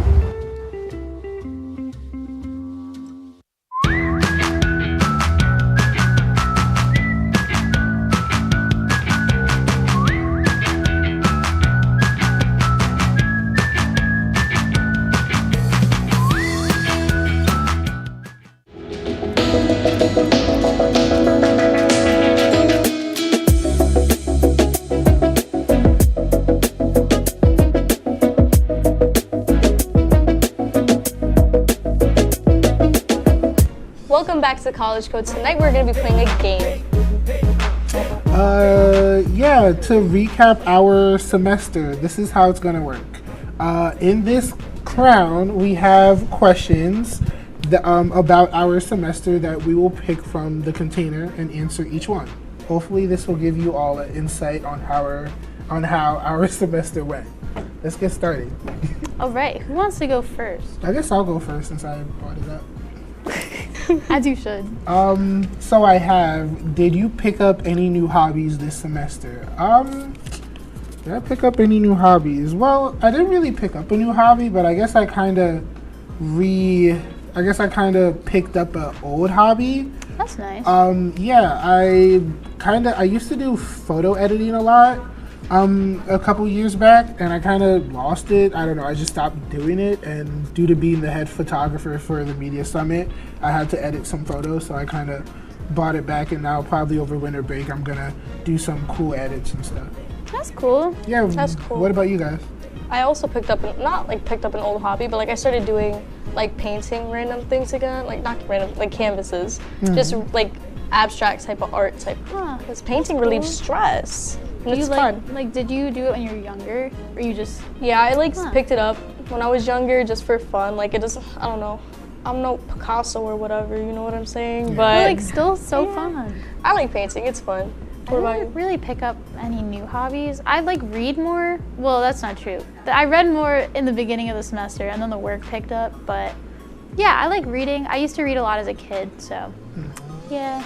Sana, do you want to pick next? Okay, let's see. What was your favorite class? Ooh, interesting. What classes did I take? Well, favorite class overall or this semester? Well, probably this semester. This semester, I'd say a pretty fun class. I really like my screenwriting class because you let your creativity, like, you know, like write your own scripts and everything. So you're like a cinema major or dual major? Yeah, I'm also a cinema, broadcasting cinema. But what's it called? I really liked my international business class I took.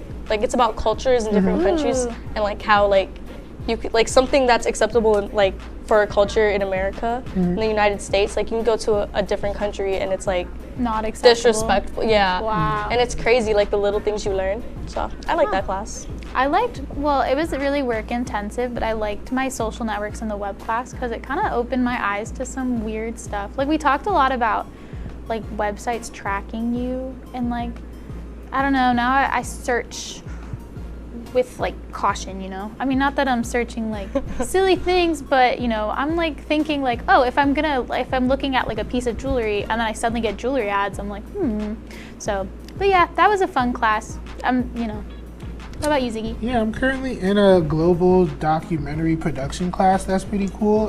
It kind of opened my eyes to the power that we all have as broadcasting students to like, that we kind of have the power to share stories and make videos and, you know, get stories out there to the world that would probably never be told if you didn't think of it. Yeah, that's cool. I like that. Yeah. Lisa, do you want to? Yes, I will. My turn. Yeah. Hold on. I think I'm gonna get. Oh, of course, I knew I was gonna get this question. I mean, we all answer it, but whatever. What was a low point of your semester? I feel like a low point of my semester. Well, I feel like you guys would answer something for me, but I'm not gonna say it on air. I feel like for me, maybe a low point of my semester is just like I got sick and I had to miss class, and it was like a really important day in my class, and I was so sick I couldn't get out of bed. That was not fun. I don't know what I'd say. I feel like, I don't know, maybe like just being I know maybe a low point for me was maybe like leading up to the media summit. Like, I kind of like, I don't know, I kind of like started to doubt myself a little bit when it came to like approaching people and being social. So maybe that was a little bit of a low point, because I kind of like allowed that to stop me from going to certain events leading up to the summit. But you know, I got over that. Still did it. Yeah, I still did it. You still got it though. Hey Ziggy. I networked. I would say like at certain points just letting myself over procrastinate. Yeah. And I feel like I just let that take control for a little bit. I was like, oh, I'll just do this homework later. I'll just do that later. And I feel like didn't. Yeah. And like doing it later, but like I should have just like sat myself down and was like, do your homework now. Yeah. So. Yeah, I get that. I'll go. Your turn. Oh, do you procrastinate homework a lot? Yes. That's such a good question. Honestly, yeah. Like, I'm the kind of person that'll be like, I'll do this at 12 o'clock. I feel like this is the general consensus that college code procrastinates their homework sometimes. We even procrastinate this show. No, I'm just kidding. That's I'm just not kidding. true. No. Are you kidding? Are you kidding though? Well, you know, I feel like some procrastination, sometimes you just gotta take care of yourself. Sometimes I procrastinate because I'm like doing not well, and I should just like read a book. Also, like procrastination also isn't good when like there's a deadline for something and you're like, yeah, I'll do it then, and like you know you won't be able to do it all in that time that you're giving yourself. But like sometimes you pull through. I mean, as a college student you have to. Like an essay that would have taken you like 5 hours takes you like an hour. Chat GPT. No, no. I'm just kidding. Don't use that. And also, teachers have a way to catch you. So yes, we do not endorse Chat GPT. We don't endorse it, and they on don't college sponsor code. us. Yeah. Sana, would you like to pick? Oh yeah. Okay. Do you prefer morning or evening classes? Ooh. Mid-afternoon. Well, evening by evening we mean like what, 5, 6, like the late classes? I would say like 3. 3 to 5, 6 o'clock. Well, I kind of prefer both, but I would like the earlier classes because I feel like you get it out of your way and then you have the whole day for yourself. Honestly, depending on like if it's like Tuesday through Friday morning, but like Monday, I really can't do like the waking up at 8 a.m. on a Monday. Oh.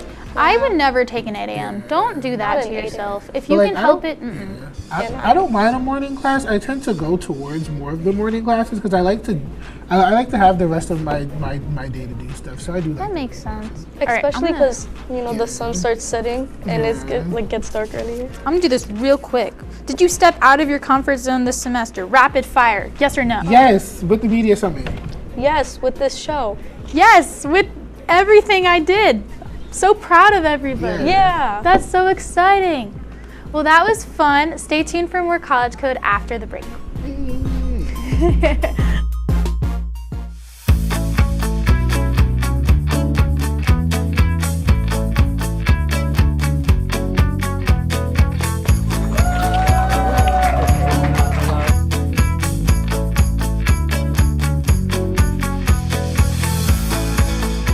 Jill told me it was Kitty from Glee. Yeah, what is it? Al Roker.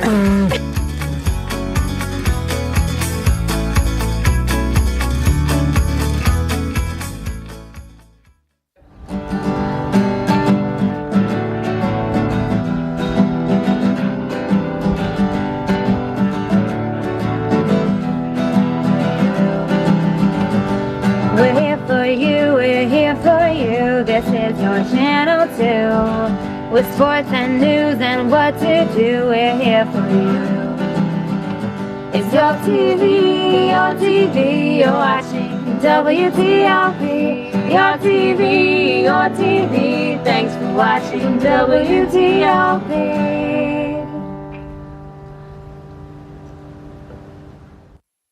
What's going on? Yeah, we go on at like 11:30. It's like No. What do you mean no? It's 10:30. 10:30? Yeah, it's 10:30. What do you mean it's 10:30? Hey, don't touch that. That's my ladder. Hey, man. Whoa. Did you know this book was already discounted 10%? Wow. Wow. Get a close up of that one. Matthew, Broadcast news. Look at that. can we go back inside? I want to sleep in the studio again.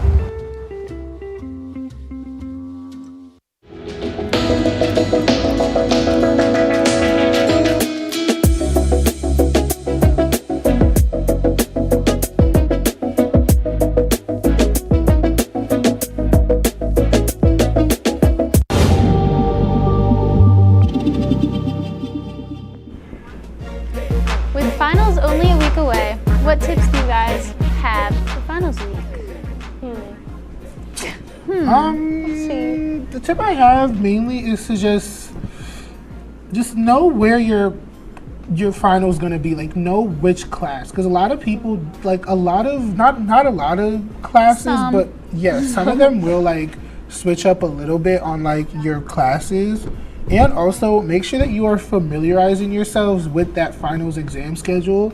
The schedule is located on the university's website. Make sure to just know what time your final is, and to make sure to just look at your final your syllabus for final information. Yeah. Yeah, some teachers, they change it. They're like, it's not during class time, it's during a different time, and then people make that mistake. Yeah. Well, aside from finals, it's easy to forget to properly close your dorm with going home for like a month and then just like thinking about catching the bus or like anything. So like you do forget things that you're gonna pack for like a whole month at home. So do you guys have any tips? Take out your garbage.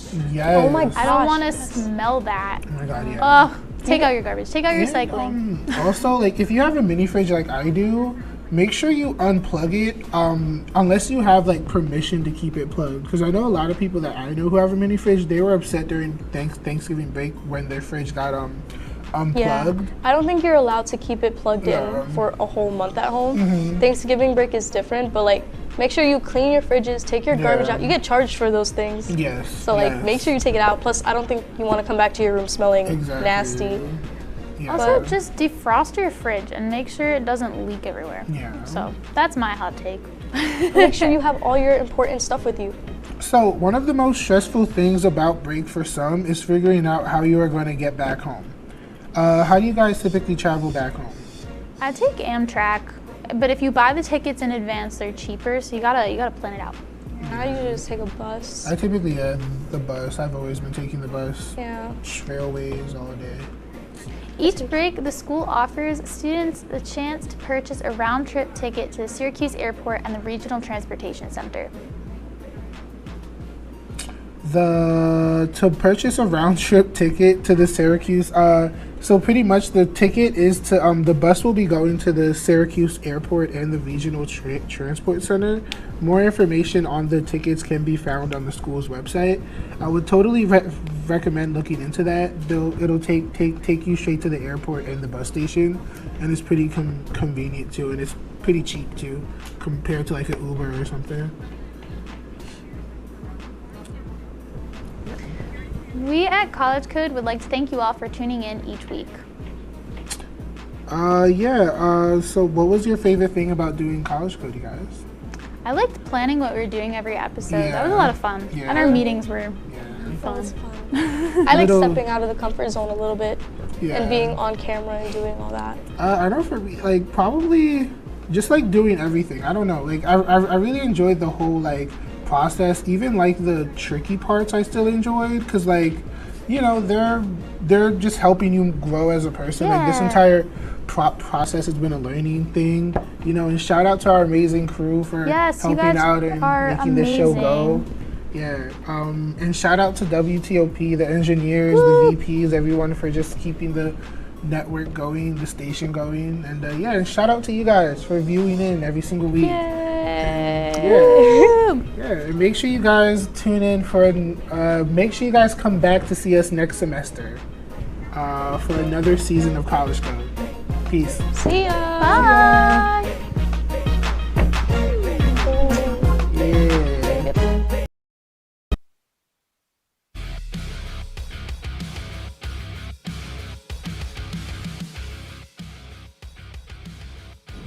And from the shores of Lake Ontario and into the Al Roker studio, welcome to the NFL Draft Kickoff Special on WTOP-10. My name is Alex Brooks, and me and a couple of my buddies will give you 1 hour of full draft coverage. So let's take a look at that rundown for the show. Here coming up right now, maybe.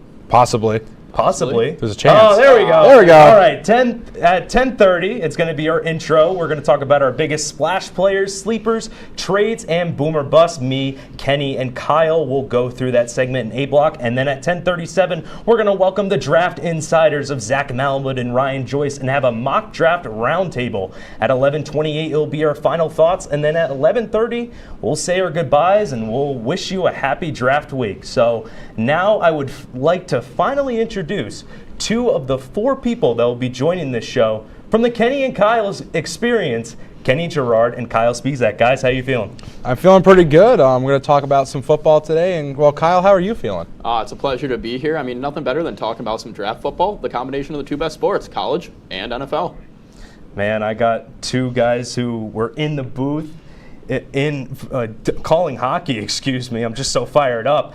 And now you guys are going to be talking about some NFL draft. I'm excited, guys. I'm really excited. Yeah, it doesn't get better than draft week, right? It's the most electric week in football. Absolutely is. It doesn't. Kicking off this draft special, let's talk about our biggest splash players. So, Kenny, let's have you start off on your biggest splash players in the draft. So I'm going to take from my splash player, it's going to be the clear and obvious answer. It's going to be Marvin Harrison Jr. from Ohio State. I mean, 67 receptions on the year, 1,211 yards. I mean, it doesn't get better than that. 14 touchdowns. He's going to be the biggest impact player coming out of this draft. Now, we know we talked a lot about the quarterbacks that are in this draft, but we're sleeping on Marvin Harrison a little bit too much, I think. Wow. I mean, Kyle? I don't know if we're sleeping on, because this man since, I want to say arguably since his season, his 2022 season, I think at the end of that, everyone kind of knew it was a consensus he was going to be a top 5 pick no matter what. Once he did become draft eligible this season, everybody kind of knew, even with the injury and the end of the semifinal game against Georgia, everyone kind of knew he was still going to go top 5. Yeah, it may not be that we're sleeping on him, but it may be that we're overlooking him with the quarterback classes coming in this year. Yeah, I feel like Marvin Harrison kind of flies under that radar. As you mentioned, the QB class is really overshadowing everything right now. It's a lot of QBs are going to go in this first round, and Marvin Harrison is kind of like that token piece that maybe people will forget about, and we'll see where he goes here in this mock draft coming up. So we'll move things over. Kenny, you're going to be hosting this segment out here. Yeah, well, while Kyle and Alex enjoy sleeping on my picks, let's see who they think is being slept on this NFL draft. Since we were just talking about who's being slept on, let's start with Kyle here. Kyle, what do you got here? All right. I mean, if we're talking about sleepers, I think it's hard not to go with, is it night-night time? Sleeping? Night-night? Sleeping time? Who are we sleeping on? Who are we sleeping on? My mind's blanking, if I'm being completely honest with you. I had it so loaded up and ready to go. There we go. Thank you. Assistant. Troy Franklin. His last 3 years at Oregon really blew up this last season. Bo Nix and him had a great chemistry together, and you can kind of see that jumping from each season. He starts off with 2 touchdowns, only 18 receptions in his freshman year, and that goes up to 81 receptions, near 1,400 yards, and 14 touchdowns last season. I mean, that's one of the best seasons you can get as a receiver, with double-digit touchdown and then almost 1,400 yards on not even 100 receptions. That's pretty impressive. Yeah, it really is impressive. I'm going to move over to, we were talking about it, the quarterbacks. One of the quarterbacks that's kind of being slept on a little bit, put your head to the pillow at night, is Michael Penix Jr. out of Washington. You see that right there. His 2023 stats, he lost the national championship 34-13, but if you don't take that in account, he was on fire all season. Almost 5,000 yards, 36 touchdowns, 11 interceptions, and sixth in QBR. And from last year, we saw it throughout all the media outlets. All I heard was Penix, and he's my sleeper. No doubt. I mean, Penix is a great player, but boys, one of the things we didn't incorporate into our personal draft is the possibility of how many trades are going to go down on draft day. So, Brooks, I'll start with you. What is your prediction for what's going to be the biggest trade that we see come draft day on Thursday? I mean, definitely I got to go the Minnesota Vikings. As you see in the full screen, Minnesota, I feel like they're going to need this quarterback. I mean, I mentioned it earlier on Stick to Sports last episodes last semester. They need a franchise quarterback after Cousins went to Atlanta. He signed that deal with the Falcons, and they have the ammunition to do it. They have 2 first-round picks. They can use one of those first-round picks to go up into the 5 or 6 range, and I feel like that they will draft one of those top QBs if they fall. Maybe Jaden Daniels, maybe Drake May, maybe J.J. McCarthy will be there for the Vikings today, so I'm going to say Minnesota is going to do a draft day trade. I'm not going to say it's a bad take at all. I think it's a good one, and I do think that Minnesota needs a quarterback, but I almost imagine that he's going to drop down a little bit. But I'm going to take the Raiders, going to draft up to 2 or 3. The Raiders need a quarterback, and I think they're going to go up and try and take Jaden Daniels in this draft. Yeah, I mean, I agree with that. I feel like the Raiders and Minnesota, they're both going to want to trade up and get their franchise guy. Now let's move into our boom or bust segment. So Spizak, I know you haven't talked in this segment, so I'm going to give it to you. Caleb Williams, boom or bust? What's your opinion? If there's an option between boom and bust, I'm going to add a third option. I'm going to say mid. Oh, I'm gonna go right down the middle with. I'm gonna go with mid for Caleb Williams. I mean, coming out of college, this guy, we saw what he did. Steps in as a freshman at Oklahoma, balls out under Lincoln Riley there. His freshman year has almost a Heisman season there alone. Comes in, takes over for Spencer Rattler, really drives that program from not collapsing that season. Transfers to USC, wins his Heisman that year, and then last year, I mean, he looked great to start the year last year, but we saw him start to show the chinks in the armor last year as well. A lot of games, such as the Stanford game, me and Kenny have discussed this a lot of times. You can't. Stanford comes back against USC, and just overall, I mean, Caleb Williams, I feel like he's just going to pan out to be mid. He has the intangibles. I think he has too much of personal problems off the field. That's going to kind of get in his way. Yeah, Kenny, what do you think about that? I think for how highly he's looked at, bust. He's not going to go up to the level that he's supposed to be at easily. All right. Well, we got some hot takes here about Caleb Williams, so we'll move over to another offensive star, Brock Bowers, the tight end. So, Kenny, who are you going to is it going to be boom or bust with Brock Bowers? I'll make it short and sweet. One of the best teams in the country for a long time. Only lose 1 game, miss out in the college football playoffs. He's booming. 100% going to be a boom in the NFL. Business is booming. 2 national championships speak for themselves, and he was a key part of both those championships. Exactly. I mean, they kind of have the defense. They're talking about the defense a lot, but Brock Bowers, I mean, he was one of the offensive catalysts for those national championships. So I agree with you both on Brock Bowers. And that will do it for our first out of 2 segments. But don't go anywhere, because we're going to be joined by Zach Malamud and Ryan Joyce on our official mock draft roundtable here on WTOP-10. We'll be right back. Would you like to try snacks from faraway lands? Or snacks with bizarre flavors? How about snacks in new ways? Or snacks you've never tried before? You don't have to go far to find these snacks. They can all be found here at Snacks on West First Street.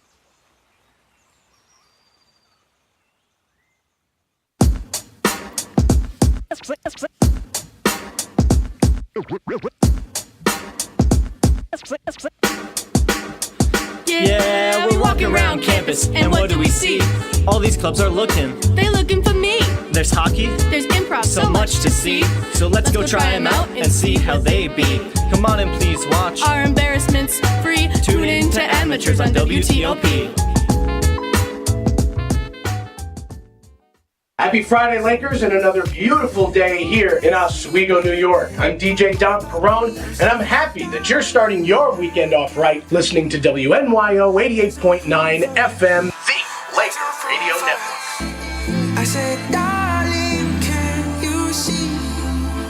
There's no room for us. There's no room. Now our lives are tainted. Promises keep slipping.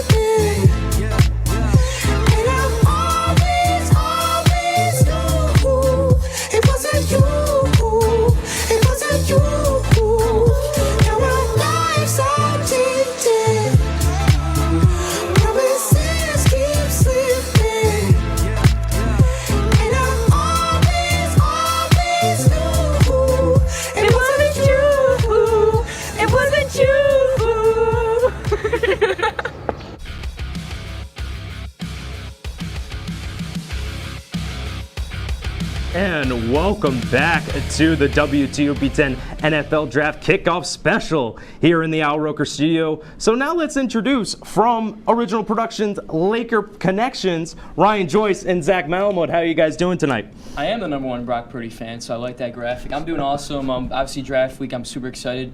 Got a lot of picks coming up here, Brooks. I'm excited to talk about. For sure. Zach? Yeah, I'm happy to be here. It should be a good one.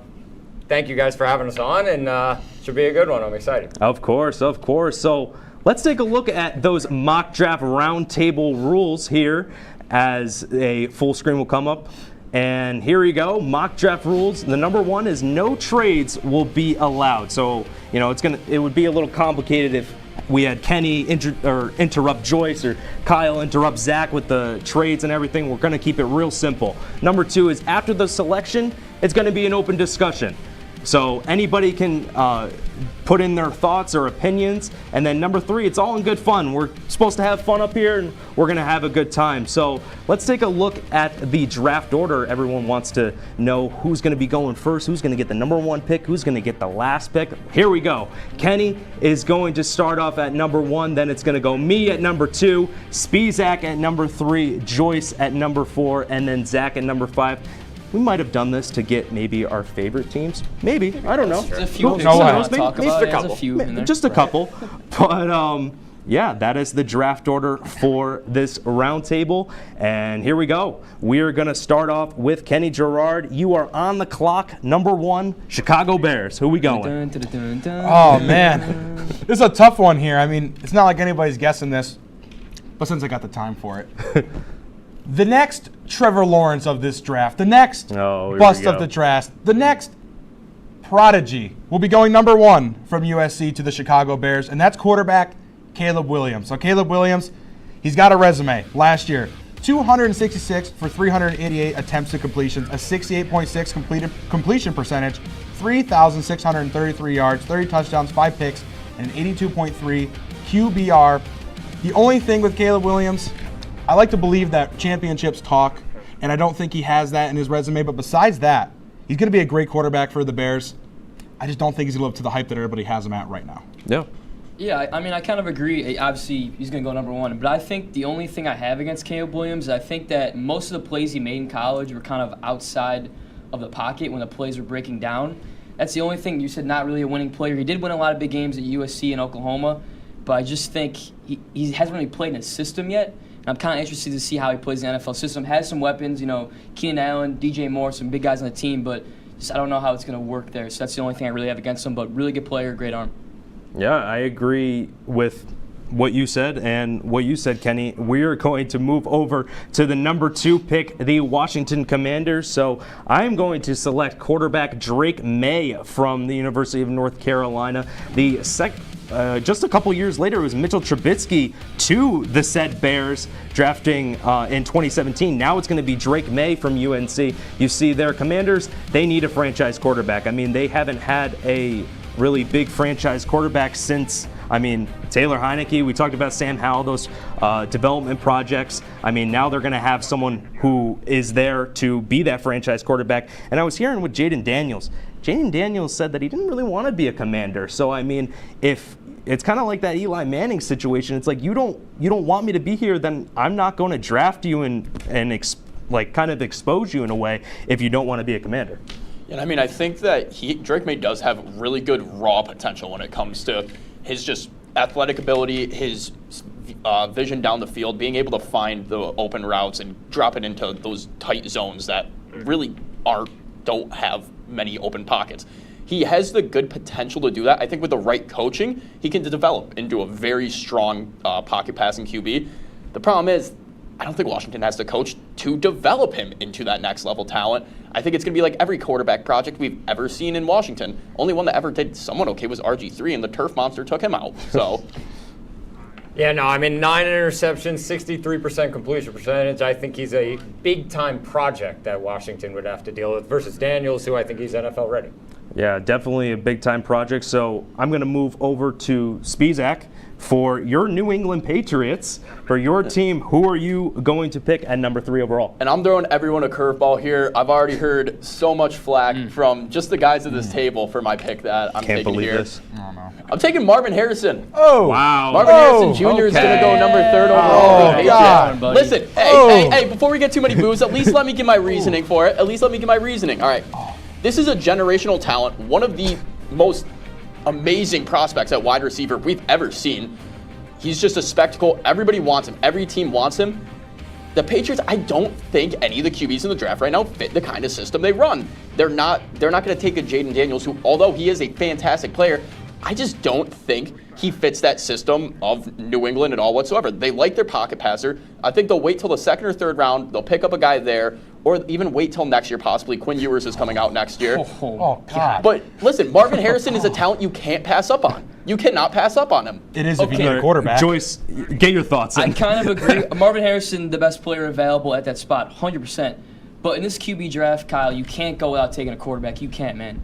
I mean, new head coach, you got to find a guy who's going to be a rookie quarterback coming in, fill that system. I don't think you guys need a receiver. I think you need a new era of New England Patriots football, need to get a quarterback. And Marvin Harrison, best receiver in the draft, really top-tier player, just not going to help you, man, if you got bums throwing the ball to him. It's a bit of a downfall, I think, as well for the Patriots, though. Just they didn't have receivers for Mac Jones to throw to when he came into the league, so they kind of do need a receiver core for a QB to throw to. Well, the draft has shaken up here on the NFL Draft Kickoff on WTOP-10, so we'll move it over to Ryan Joyce, who had a lot of opinions on that Marvin Harrison Jr. pick. So now the Arizona Cardinals, they're on the clock. We're going to go back-to-back wide receivers. We're going to go Malik Neighbors to go into the Cardinals. I think Kyler Murray, a guy who really been doubted here the past couple of years, he's going to have a big comeback year come up this year. Does not have any receivers. Greg Dortch and Michael Wilson, those are not the 1 and 2 guys you normally want on your team. Really big play threat, 17 yards per catch last year, 9 touchdowns. Really fast, explosive speed guy. He's the number 2, I believe, best receiver in the draft. I think he's going to be a really good guy. Arizona, like I said, Kyler Murray coming back. Need a big play guy coming up this year, especially in a really tough NFC West. I think he's going to be a big spot there. Yeah. I mean, a dynamic playmaker at wide receiver is Malik Neighbors. I think Arizona, if Harrison is gone, like Mr. Spizak said here, then I think they have an option of trading down and maybe getting some picks back. I think he's their guy, Marvin Harrison. So if he's not there, they can go a bunch of different ways. Yeah, and we're going to move over back to Zach. You are now on the clock with the Los Angeles Chargers. Who are you picking here? Yeah, well, I mean, the top 2 wide receivers are gone in Neighbors and in Marvin Harrison Jr., so why not? Well, let's make it 3 in a row. Rome Odunze out of Washington. I mean, a great season for him with Michael Penix being his quarterback. 92 receptions, 1,600 yards, 13 touchdowns. I mean, this guy has an argument to be the number 1 wide receiver in the draft. But there's a problem. He has Marvin Harrison Jr. and Malik Neighbors in front of him. So he's stuck at number 3. This guy is all-world talent. Could be number 1 in any other draft class besides this year. I mean, even at Washington, that was arguably the best receiver core other than Ohio State last season with McMillan and Polk there. And Rome was still their number 1 go-to guy. And like you said, you got Harbaugh coming in now. Justin Herbert needs a receiver now that Allen's gone. Yep. I think that's a perfect fit. There, you don't get a better fit there, I don't think. Yeah, quickly, I mean, I agree. Quinn Johnson's also there as well, but he's shown last year he's not really the number 1 guy for that team. So new coach, got Justin Herbert, needs that big player, especially you lose Keenan Allen. At 6'3", really good size. I think he's going to be a really good pickup for the Chargers if he gets to him. Yeah, I feel like the Chargers will benefit from any 3 of those wide receivers. I feel like, as you were mentioning, Zach, I mean, he is that 3rd wide receiver, but I feel like if he wasn't in this stacked class with Harrison and Neighbors, I feel like he would have been that number 1 guy. I feel like, you know, with that Marvin Harrison Jr. pick, I don't know if he's going to go to the Patriots, so he might move down to somewhere like the Bears, or maybe the Broncos might pick him up in the later teen round. So we'll move over back to Kenny Gerard, your New York Football Giants. I don't really like saying that, but your New York Football Giants are on the clock at number 6. Who are we going? Well, in a Kyle Spizak-less world, it was probably going to be Odunze going to the Giants. They hold on to Daniel Jones and continue, but that's not this world. This is our mock draft. And if Jaden Daniels happens to fall this low in the real world, then give me Jaden Daniels to the New York Giants. Daniel Jones, get out of here. He's gone. It's Jaden Daniels all the way, and he has the numbers to prove it. His numbers better than Caleb Williams last year. His only thing, I don't know how he fits in a mobile quarterback scenario for the Giants. We've had Eli Manning and Daniel Jones. Daniel Jones can run, but it's never really been a mobile quarterback room for the New York Giants. That's my only thing with Jaden Daniels, but you can't pass up on a talent like that with the opportunity being presented to you. I mean, if I were the New York Giants, I would not pass on Jaden Daniels at 6. If he gets to 6, that'd be unbelievable Yeah, for the Giants. Personally, he's the best quarterback in the draft by a mile, I think. Really good player, really good dynamic player. What stands out, does not turn the football over. Does not turn over. The stats speak for themselves. 40 touchdowns, 4 interceptions, really good player. He's the most dynamic player. He's maybe not be the fastest runner or the best passer, but he's the best that can split with those two, and I think he's going to be really good. If the Giants get him, I think he'll be the quarterback franchise guy for a long time. Yeah, I feel like you can agree with me on this. Like, Giants fans are looking for that guy. I mean, they had Daniel Jones. He won 1 playoff game. Hasn't really done much since. So, I mean, I feel like Jaden Daniels will go in there, and Giants fans will be happy with that. It's been a long time, man. It's been a real long. It's been a rough couple of years, man. So we'll move over to the AFC South down in Tennessee, down in Nashville for the Tennessee Titans. They are on the clock, and I am going to select offensive lineman Joe Alt out of Notre Dame. I feel like he's one of the best offensive linemen in this draft. I mean, the Titans, they're going to need offensive line help. They need protection for newly acquired Tony Pollard and Will Levis, a young franchise quarterback, and he will be that guy to help them. I feel like he had a first-team AP All-American in 2022. I mean, he's a big guy. He is going to, you know, it's not that sexy pick. It's not that pick that everybody really wants, especially wanting that high playmaker, as you've seen with Levis and Pollard. But I feel like you need to build from the trenches. I mean, the successful teams, they build from the trenches, and Joe Alt is going to be that guy. And he's arguably the best lineman there is in this entire draft, and in all of college football. I mean, he's big. He stands tall. I mean, he protected Hartman and great all season long. The running game for Notre Dame was a huge point this year because, large part, due to him being able to open up the gaps where the running backs could actually get through. Yeah, I was going to say just quickly, Levis, and they bring in Calvin Ridley, they brought in Tony Pollard, all great offenses with those talented players. It all starts in the trenches with those offensive linemen. So add a big-time offensive lineman here in Joe Alt. He's clearly the top one in the draft. I mean, I'll even throw my 2 cents in here. As a former lineman, you ain't got no quarterback and you ain't got no team without the big dog. So I like that pick. Exactly. Definitely. We're going to move on here. But before we do, Joyce, your mic is off. We're going to need someone to go out there and help us. Do we have anybody from the audience that can help with Joyce's mic? We're not going to sugarcoat it here. We're going to make sure to have his mic changed up here before he gets in there. Can you hear me? Can you hear me? Oh, I think we can hear him now. Whoa. There we go. Joyce learns technology as a right. senior in college. It's great. There we go. So let's move on to Kyle Spisak. Let me look at my chart real quick. Titans, Falcons. You are now on the clock, Kyle Spisak. All right, I'm just going to speed run this one real quick. I think that they're going to go with Dallas Turner out of Alabama. He's the best edge rusher in this entire draft. He's just outstanding season last year. 53 tackles, 10 sacks, 28 of them being solo on the year. And each year, he just gets better and better. That's exactly what you want to see. And when you're playing in a program like Alabama and you see that level of improvement each year and how much they have to compete within their own team alone to get a spot, you're always going to get a good edge rusher out of Alabama regardless.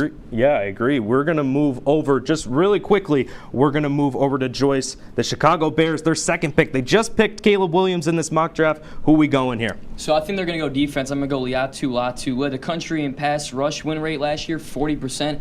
Really good player. The only concern they had was a head injury at Washington the year before that, but all the doctors said he's fine, good to go. Slippery type of player. He lines up in a lot of different spots, which is kind of the modern-day NFL player. You're not really stuck on the inside or the outside. Really good player, awesome at UCLA, and I think get that defense tightened up because the offense is on the up and up there for Chicago. Get a great defensive player, and I think offense-defense is the way to go here for the Bears. Yeah, 13 sacks last year. I mean, that's remarkable. He's clearly the top edge rusher, and I think this is a shaky situation for Chicago because they're at 9. If a guy gets picked that they wanted, they could trade down. They have a lot of different options here, but I mean, grabbing Latu, you can't go wrong with that. No, you can't go wrong with that. And I feel like the going offense, defense, that's really important for a Chicago Bears team who's trying to rebuild on both sides of the ball. They're trying to rebuild on the offense, getting Caleb Williams, getting Keenan Allen, a lot of offensive firepower, but you got to take care of the defense. Defense wins championships out here, so I feel like it's a good play to go with Latu for the Bears. But we're going to move over to JETS, Jets, over to Zach Malamba, the Jets insider here. Zach, what are we going with? I got my green tie on. Go Jets. I'm going Brock Bowers. I mean, talent-wise, I think he's top 10 in the draft. It's just about keeping it consistent as he did at Georgia for those couple of years. He had a couple different quarterbacks, and he just worked well with those guys. I think in this draft, the Jets will be looking for a tight end. That's their one weakness really on offense.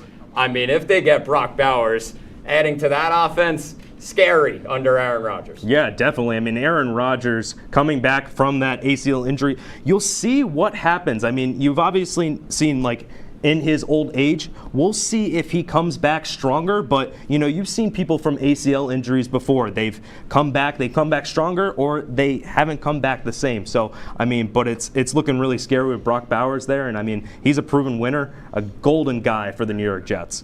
We are going to move over to Kenny Gerard, number 11, the Minnesota Vikings. At number 11, who are we going with?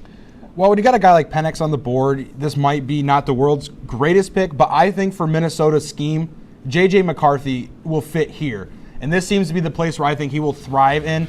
I mean, he's got the championship ring. We talked earlier, championships talk. He has that with him. Now, did he have a great team and a great core? Absolutely. Do the Vikings have Jay Jetta? Yes, they do. So I think J.J. McCarthy, he can fit in with the Minnesota Vikings here. I think it's an awesome pick. I think they have the guys around him. You know, Justin Jefferson, you have, you know, players that can make really dynamic plays that are on that team. I think they're just looking for a running back is kind of what they need to fill that whole scheme. But obviously a winner, really figured it out. What impressed me the most, though, in those games, I think that J.J. McCarthy played, we haven't seen him pass the deep ball very much. But on the third downs in big plays when he needed to make a play, he really made a play, and it was huge overall for that Michigan team. So he's a proven winner. I think he's just kind of you're not really sure what's going to happen in the pros, but I think it's going to be a really good pickup if you get the dynamic guys around him like Hockenson and Jefferson. I mean, he did have some good plays last year. Obviously, they won a national championship with Roman Wilson. He was his main target last year. But even then, even with that, he didn't target Wilson too much. And we saw in some of the bowl games when it does get to those crunch time situations and he has to throw on the run, he can, but it's a 50-50 every time he does it. You don't really know. And we didn't get to see the full potential of him because Michigan is such a run-heavy offense that other players may be taking 40 pass attempts in a game. He's taking 20. Yeah, and we'll move over from the Minnesota Vikings to the Denver Broncos, the Russell Wilson-less Denver Broncos here now, and I am on the clock, and I'm going to select a defensive back, Quinion Mitchell from Toledo. He's one of the top corners in this draft. I mean, you look at the stats, he had 92 solo tackles, 30 assists, 122 total tackles, and he also had 6 interceptions. I mean, this guy's a ball hawk. I mean, he's definitely someone who you can really pair with Patrick Surtain, and that defensive back will look very scary. I mean, you only have Baron Browning as your second guy on the depth chart. I feel like for the Broncos, if you want to get that corner, you want to have your defense looking very scary. I mean, the no-fly zone in the Denver Broncos with Quinion Mitchell, I feel like that would be very lethal. Yeah, size, speed, a playmaker, one of the top cornerbacks in the draft, arguably the top guy. I think Denver, if you have him on the other side of Surtain, it could be really, really strong for their defense. They could go quarterback. I don't think this early. Yeah. Yeah, I don't think it's a bad take at all. I mean, you kind of want to go for a quarterback when you don't have one, but I think it's a good pick. I think it'll fit well with Surtain. All right, so we are 12 picks in, and we are cooking right now. We are going to move it over to Kyle Spisak. Man, I'm forgetting there's a bunch of teams. I'm forgetting what the order is. The Las Vegas Raiders. Who are we picking here? I'm going to go with offensive tackle Olu Fashanu. When you take a look at the Raiders, do they need a QB? Yes. Gardner Minshew is serviceable for the time being. He's good enough to get them through where they need to be right now. But if you want to build things back up, you got, like you said, Kenny, you got to start it in the trenches. You got to start it from the line. And Olu's proved himself at Penn State. He stood tall all 4 years. kind of helped them have those really good runs in the season last year, or the year before they went 11-2, large part because of the run game was so successful because of him. Raiders, they need to get that going first before they can then bring in a quarterback. I think maybe they can pick one up in the round 2, look down in the future, look for some trades, and then they got to get a running back now too with Josh Jacobs out. So focus on what you can control right now, and that is the line. Yeah, I think it's a great take. If the Raiders don't trade their way up to get a quarterback, I think that's a great pick. Olu is definitely the second best lineman in the draft class. There's no question about that for me.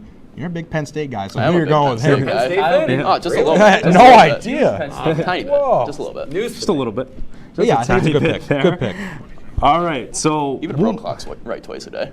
Yeah, right. So we'll move over to number 14 here. Joyce, you are going to take the New Orleans Saints, the Thomas Turgeon fan, New Orleans Saints. So Ryan, Joyce, who are we picking? We are going to go with an offensive lineman. We're going to go J.C. Latham, massive frame guy, really good lineman, one of the best in the draft. I think right below Joe Alt, I think personally, in my opinion. Really quick feet and pass protection, is a great run blocker. And his nickname is the Trench King. If you nickname yourself the Trench King, you have to be good at football. You can't be a bad football player. So I think the Saints are in a pretty good spot right now. They have some talent there. They're kind of in a not really going to know what direction they go into kind of thing. But I think get that lineman, get it really set up, and be a really good pick. I was going to say, did you see Derek Carr last year running for his life? Running for his life, yeah. Someone to help the guy out, man. I was going to say, offensive line's probably a must for New Orleans. And, I mean, there's a ton, and I mean a ton of offensive linemen in this first round, so might as well grab one. Yeah, especially with Trevor Penning just not panning out the way that they expected him to from the last 2 years in the draft. He had the time to prove himself. Even off the gates, they kind of knew he had temperament issues, and I mean, he just hasn't panned out at all. Eventually, you just got to start rebuilding and move on. Yeah, I agree. I mean, with offensive linemen, it's kind of interesting. It's kind of strange because those top offensive linemen, they sometimes work out, they sometimes don't. I mean, you're seeing a bunch of offensive linemen. It's just kind of like finding a diamond in the rough when you're building through the trenches. So we'll move over to Zach Malamud for the Indianapolis Colts. Here, who are we picking for Indianapolis? Yeah, I'm going defense here. They could go a ton of different ways, but I think an edge rusher in Jared Verse out of Florida State, 9 sacks last year, really powerful guy on the edge, and I mean, he has an argument right next to a guy like Dallas Turner or some of the other guys, Liatu Latu. I mean, he's right there with them, just athletic, versatile, and they call him a game wrecker on the defensive line. That doesn't tell you, I don't know what will. I mean, what's the last time we heard who was a game wrecker? Aaron Donald. There you go. Aaron Donald, the Los Angeles Rams. He just retired. He might be passing the torch over to Jared Verse. I mean, it's a little premature saying that, but when you're a tiny bit there, bro. I know. Entire hour. Well, I'm just saying. Well, there's another wild take, but we'll get to that. But I mean, Jared Verse. I mean, if you're known as a game wrecker, I mean, that is scary for offensive linemen in the NFL. So we'll see if he pans out in Indianapolis. Only concern I have, I believe he's 24 years old. So that's one thing. You don't know if he's kind of reached his peak or where he's going to be, but really good player there for Florida State. Yeah, really good player. We'll move over to the Seattle Seahawks. Kenny Gerard, who are we picking out in Seattle, Washington? Yeah, this is a tough one because Seattle can go a few ways, but I'm going to take Jatavian Sanders. I think they need a tight end. They have a decent tight end. I just don't see Fant pulling it off next season. I don't know, Mud doesn't like this take. Talk about wild. They could go defense. I'm taking him. I think he is going to be great in Seattle. I think he'll fit into their scheme. And honestly, you guys see the stats on the screen there. 2 touchdowns. He's a good receiver. He's a way better tight end blocker. I think he's better on the line as well. You may look at me like I'm crazy right now. He could be great. He's a great player. 16th overall? He's a second-round talent. No. You got a lot of needs for Seattle. 16 overall. It's not like Brock Bowers and dropping and then the next best tight end, he's a second rounder. I love Jatavian Sanders. Seattle could grab him with their next pick. They don't need him at 16. Get one of these first-round talents. Joyce, what do we say to that? I mean, Zach kind of took it away there, but it's just I don't really know if that's the best pick for the Seahawks. I don't really know if that's kind of the direction they want to go into. guy could be a really good player, but probably in the 3rd round, not the 1st round. Wow. Wow. All right. Hey, we've seen it before in the NFL draft. I mean, the Raiders have taken guys, the Patriots, Cole Strange. I was gonna say Chattanooga. Yeah, right. I mean, there's been a lot of reaches here in the 1st round, so who knows if Seattle will take Kenny Gerard's advice What's for a the tight draft end. without a reach? I mean, you got to have that That's reach true. player in That's there. true. I mean, we can go all chalk here. We can be all happy, but like, we need a reach in there, and I think that's my good reach. If it happens, it is what it is. Exactly. We'll move over to the number 17 pick with the Jacksonville Jaguars, and I'm taking Terrion Arnold. He is one of the top cornerbacks from Alabama. His nickname on Twitter/X is Ghost.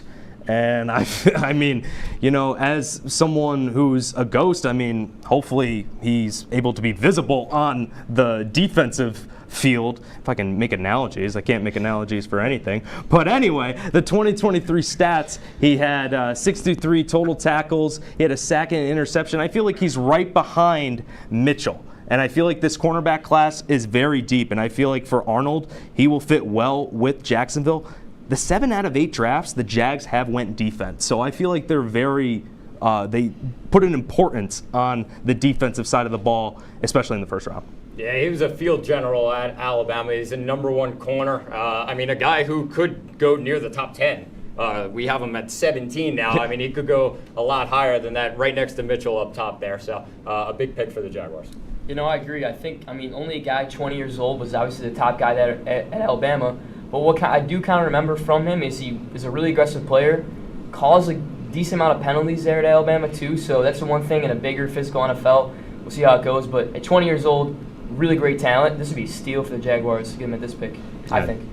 Definitely at number 17. But we'll move over to Kyle Spisak, number 18. I keep referencing this sheet right here. All right, the Cincinnati Bengals at number 18. Kyle, who are we picking here?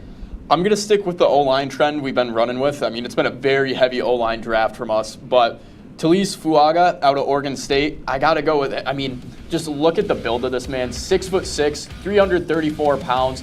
He's coming out of Tacoma, just went right down to Corvallis to play down with the Beavs, which, rest in peace, the Pac-12, Pac-2. But, I mean, if you're looking at the Bengals, what do they need the most? Line. Joe Burrow, generational quarterback talent. He's constantly getting hurt, or he's chasing around. He's running around, getting hurt, missing the season. What, Jake Browning was the quarterback for how long last season? You're not going to have – this is a team that was removed from the Super Bowl in, 2021, 2022? Yep. So it's not like they don't have the talent. Jamar Chase is there. It's just the fact Burrow hasn't had the protection he needs to be able to really succeed. Their defense is lacking as well. Yes, they could go with a defensive pick here as well. But you spend that much money on Burrow, you got to protect him. Yeah, no, I agree completely with that pick. I mean, I'm an avid LSU guy. I hate to see my boy Joe Burrow back there getting walloped every game because I have no line. That's a big boy, 6'6", 300-some-odd pounds. That's a great pick. I'm full for that one. Yeah, Joe Burrow definitely needs to be protected. I mean, we've seen it before. They've gotten some O-linemen, so maybe they won't go O-linemen in this 1st round, but I feel like they're going to have to address that at some point, and it doesn't hurt to have a lot of big beef in front of you, especially with Cincinnati. We'll move over to the Los Angeles Rams. We'll move over to Ryan Joyce, the rival of the San Francisco 49ers. Who are we picking for the Rams? I think the real thing I thought about here is obviously Aaron Donald retires there in the offseason. I'm going to go with Marius Mims from Georgia. Kind of a, project player. Only made 6 starts at Georgia. Started 6 this year, didn't play much of the last year before. But I really think it's about, you had Matthew Stafford. The window's still there. You still have really good talents. Puka Nacua came out of nowhere last year. You have Cooper Kupp. Keep Matthew Stafford healthy.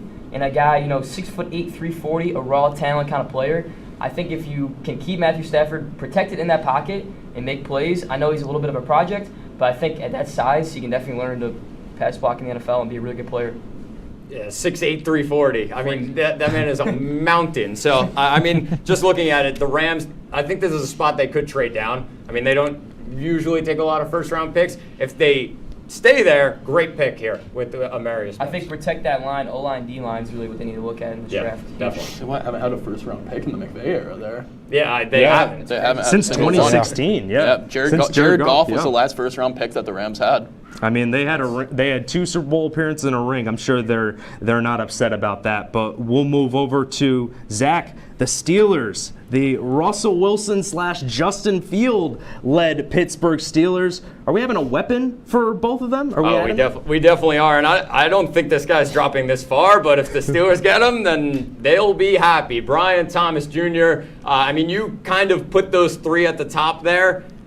Just below them, I put Brian Thomas. He is a monster. 17 touchdowns last year with Jaden Daniels as his quarterback. No more Deontay Johnson.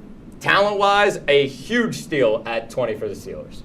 Yeah, I completely Absolutely. I mean, well, you got to think right. they had Malik Neighbors as well on the team, so having Malik, obviously he's going to get outshined a little bit, but he's right there. So again, I'm going great pick there. I love it. And they're trying to build up that receiver core now in Pittsburgh. Obviously, Justin Fields came in, Russell Wilson comes in. They need that receiver core. I also think this will be beneficial if they can go and grab a player like Brian Thomas Jr., because I can very well see them making a deal with San Francisco as well, bring in Ayuk, and then there you go. That is a possibility. But then rumors, Brian Joyce. We'll get into that, Kyle. Oh boy. What are you talking about? All right, we'll simmer down for the minute. Simmer down. Yeah. Simmer down. Come on, guys. Simmer down. Yeah, I feel like Brian Thomas, I feel like in that division, you have the Ravens, you have the Browns, you need a playmaker to compete with those guys. And I feel like he can lead, learning behind or with Russell Wilson and Justin Fields in Pittsburgh. So we'll move over to the Miami Dolphins at 21. Kenny, who are we picking? Well, I'm going to give them an offensive tackle in Troy Fautanu from Washington. I mean, he was great on the year. Only 2 sacks allowed on 993 snaps. Wow. And Washington was just one of those great teams, and I think he was a key part of that. He's one of the trench dogs we were talking about, and he was one of the anchors of the team. A 75.5 grade on Pro Football Focus. I mean, he's a great asset, and I think he can protect Tua in the backfield. It's just if Tua will perform for the Dolphins as well, but he have at least a little more protection with this pick. And I think you have a good pick there. The only thing that worries me a little bit about with him, obviously he didn't give up many sacks on the year. He stood very tall all season long for Penix. We saw what Michigan did to them in that national championship game, and Michigan doesn't even have anybody really on their starting defense is popping out as a first round pick. Michigan kind of ran them. That's why we saw Penix getting pressured, and yeah. I mean, that's why there's 5 guys on the offensive line. It wasn't just him. I mean, quick, nimble, on his feet. That's the description. If anybody could protect Tua there, just draft an offensive lineman. No, I agree with that. I feel protect the quarterback. Never. I mean, he was just protecting my pick. I mean, he's just like my Troy Fautanu right now. There you It go. was awesome. It worked. and I feel like that was just a small sample size. I know Michigan ran over The best Washington. defense in the country. But Come on. exactly. Come on. A small sample size in national championship game. A lot of pressure there. So we'll move over to the Philadelphia Eagles, my favorite team, and for the number 20. Am I? Since when? You are? I Okay, am. cool. Yeah. Am I? Team that collapsed at the end of the year. Right? All right, relax. Super Bowl loss. I don't against care the who you Chiefs. pick. I'm booing. Number 22, Cooper DeJean for the Philadelphia Eagles. I mean, you see it right there. The Eagles need secondary. I mean, the tackling was terrible for the Eagles in their collapse last year. I mean, against Baker Mayfield, it feels like James Bradbury couldn't get anything going against Baker Mayfield. I mean, he had 3 touchdowns, 75 tackles in 2022. Kind of went down a little bit in production in 2023, but I feel like, with his stats, he had 2 interceptions, 41 total tackles. If Cooper DeJean ends up falling to the Philadelphia Eagles, I mean, he's making history, and I feel like he will be a home run pick out of Iowa. Yeah, Brooks, I know I was kind of giving you crap, but it would be a really good pick here for the Eagles. I mean, 388 cover snaps last year. According to Pro Football Focus, 0 touchdowns allowed. And he also plays special teams as a punt returner and plays multiple positions there in the secondary. So you mentioned some guy to help out Slay.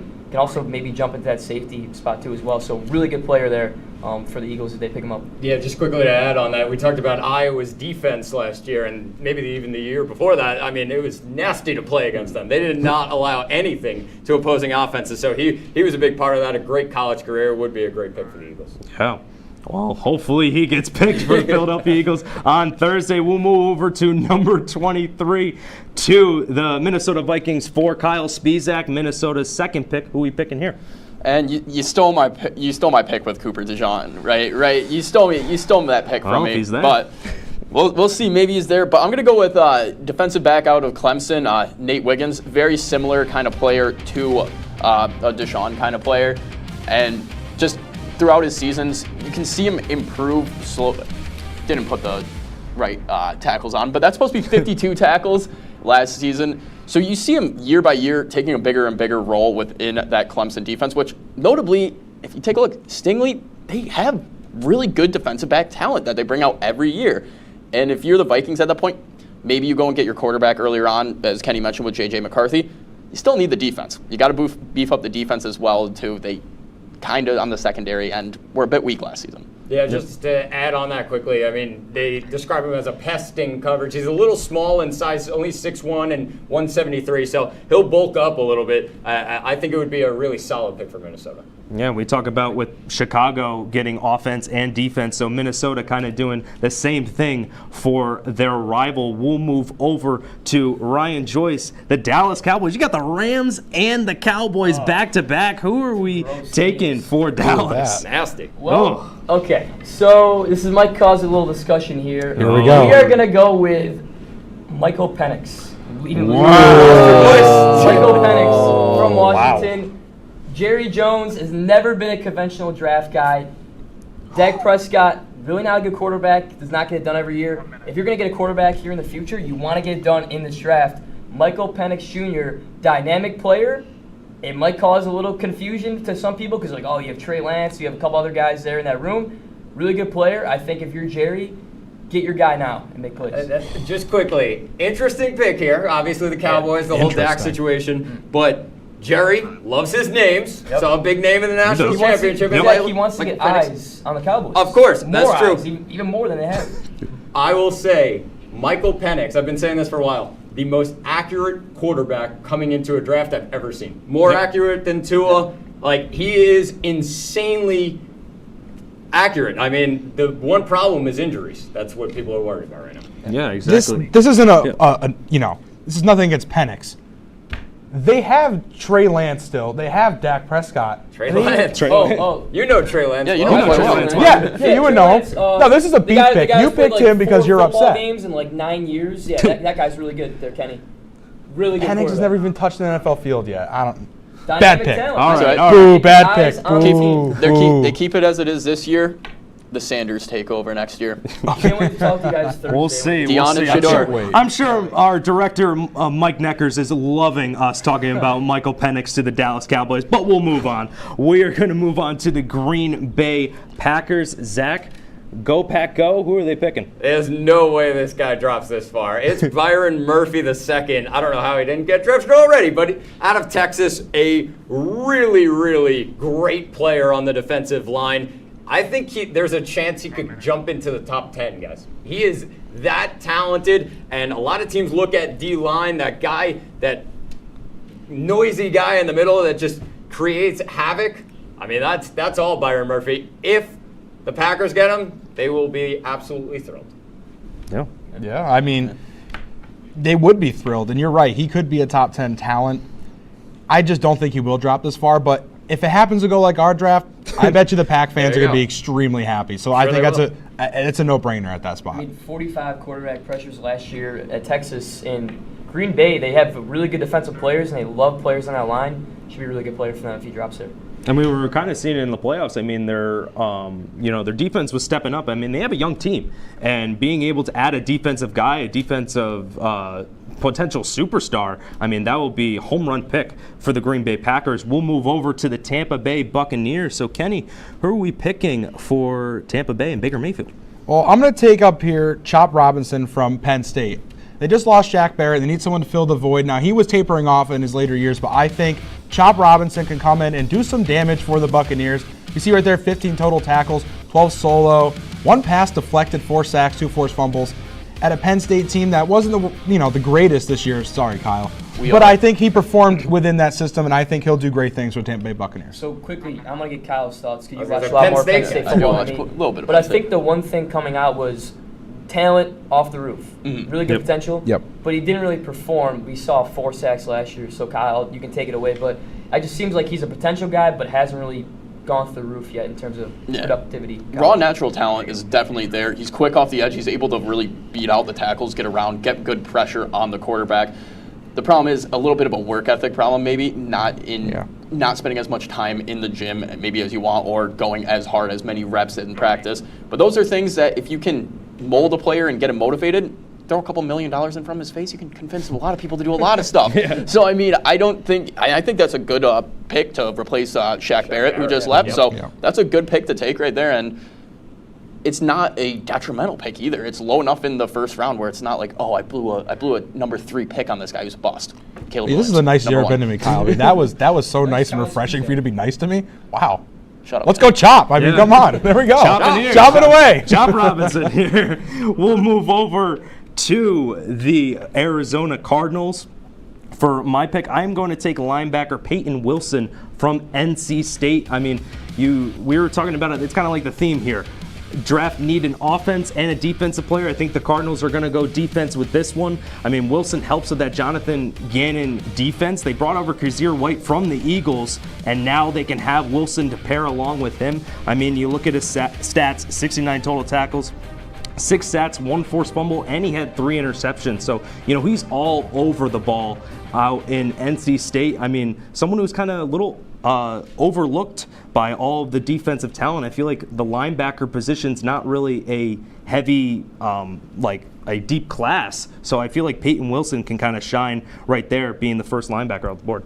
Yeah, I mean, he's a guy that kind of just does everything. He's that middle linebacker that just causes havoc. I mean, the stats speak for themselves. 138 total tackles. I mean, 6 pass deflections, 3 picks, 1 forced fumble. I mean, everything you want in a linebacker. I think it would be a really solid pick for Arizona if they could add him. I don't know if he's going in the first round because of how much talent there is there, but I think it would be a solid pick. Yeah. Yeah, I think a guy, fastest 40 time, 4.43 in the 40 time, 6'4", never bad to get size there in the NFL too as well. So I kind of think he's a borderline first rounder guy too, but he's a really good talent. I think he's a Thad Castle. Thad Castle kind of player. So now we're going to change it up a little bit for Spizak. We are going to move over to you because we need to have Joyce to get his 49ers pick. We are going to have you talk about the Buffalo Bills, your favorite team. The Buffalo Bills here. We're so much. Who are we picking for Buffalo? Stop. Right, Buffalo. Dylan, our AP in my ear right now doing the Buffalo chant making me so angry. Yep. But I think they're going to take Troy Franklin out of Oregon. Yeah, my sleeper pick earlier in this draft. And like I mentioned earlier, his stats each year improved more and more. Him and Bo Nix had a really great connection together where he was able to find him wide open downfield. He's a great route runner. Not only can he run a draw straight down the field, just run all the way down, he is really good at making quick turns, able to make curls, cut inside, out routes. He's got good footwork, and that's really what the Bills need because Stephon Diggs is gone. Who do they have? Who's Josh Allen throwing to right now? No, I think Troy Franklin is a great pick here. It's going to be an awesome receiver for Josh Allen to throw out some arm puns. I can't wait for that. But yeah, Troy Franklin, if Josh Allen decides to learn how to throw a ball a little bit shorter, I think he's a great pick. It's not a bad pick. It's just I don't want to hear from our guy in the back anymore. Well, we'll move over from whatever Dylan's talking about in our ears. We'll move over to number 29, the Lions. Out in, they are going to pick the interior O-lineman Jackson Powers Johnson out of Oregon. I mean, you see it there. Lions, they were really close to being in that Super Bowl. I mean, they were ahead and they kind of collapsed against the 49ers. Joyce knows all about that too. But I feel like they need a lot of offensive line help to protect Goff. I mean, he had an 87.4 rating. I mean, he was top there in O-lineman, and I feel like for Jackson Powers Johnson, I mean, he's a big guy. I mean, he can fall into that center position, and he could be a generational center, franchise center for this Lions team moving forward. No, I agree. I mean, quickly, I think, when you have 2 running backs like Gibbs and Montgomery, I know you're going to throw a young guy kind of in that center interior lineman role, but I think, get a guy there for the future to really help those guys out, and obviously get Goff too as well. So that's a good pick. I think. I mean, he won the award for the best center in the FBS, so can't go wrong with that guy. Yeah, I think just if you're Detroit, you can kind of air it wherever you want. I mean, you can only go up after last season. They keep going, and I think they're going to make a lot of noise once again. So I think it would be a really solid pick here. And Oregon's a team that was averaging about 35 points a game all season long. If you're going to put up numbers like that, whether it's the Pac-12, which has weak secondary or not, you got to be able to protect your QB and give him the time to get the ball out of his hand. So. Yeah, for sure. We're going to move back over to Speed, so we're kind of doing back to back here. The Baltimore Ravens. Yeah, we are splitting this one. You are splitting this one. All right. Spees and Zach, who are we taking for the Baltimore Ravens? I'll go. Yeah, we're taking for the Ravens Tyler Guyton, the offensive tackle out of Oklahoma. I think the biggest thing here, they lost Morgan Moses. He's on the Jets now. Go Jets. But, I mean, Tyler Guyton here, huge potential. 6'8", 322, an absolute tank on the line. And we've seen the run that the Ravens are on of just developing great offensive linemen. Obviously, Ronnie Stanley's dealing with injuries the last couple of years. Would be a great pick there. And this is the kind of lineman you want, especially in a Baltimore kind of system where they're running it with Lamar. Lamar is obviously scrambling around all the time. You got to buy him at least a little bit of time so he's not just getting crushed every single play. Dylan Gabriel, Oklahoma. That's his play style too. He's a very run-heavy kind of guy. So you get somebody who's already used to that kind of play style, fit it in perfect, and Ravens don't really need to improve much else. There's not much else they can improve on. So, and exactly, and it doesn't help to add more offensive linemen, especially for Lamar Jackson, who is a mobile quarterback. And he was close to getting to that Super Bowl against the Kansas City Chiefs. So both Lions and Ravens getting that offensive line, building through the trenches, trying to make that championship push. So we'll move over to a highly anticipated pick for Ryan Joyce over there, our 49ers insider. He doesn't have his mic, but he's going to be loud enough here. Ryan Joyce, who are we going with? So I was thinking about the entire time if I wanted to go receiver or defensive lineman. I'm going to go with Adonai Mitchell from Texas. I think with the whole Ayuk situation going on, doesn't really seem like he wants to be there. This will be really telling when the actual draft does happen, what happens with this pick, because if we do go to receiver, I think it's going to be Adonai Mitchell or Ladd McConkey. We had those top guys earlier in the draft, obviously the Odunze and the Harrisons. This is kind of the second half where it could be the Keon Colemans, the McConkey, those kind of guys too as well. I think Adonai Mitchell is going to be a really good guy to replace Brandon Ayuk if we need to. Really good speed guy, great at creating separations. I remember at Texas, made a lot of big plays there in the college football playoff games. Was really good in the air, could make plays off the separation. Not a great pass blocker or run blocker so far, because I think if you're going to play in a Kyle Shanahan offense, you're going to have to be a really good blocker because we do run the football a good amount.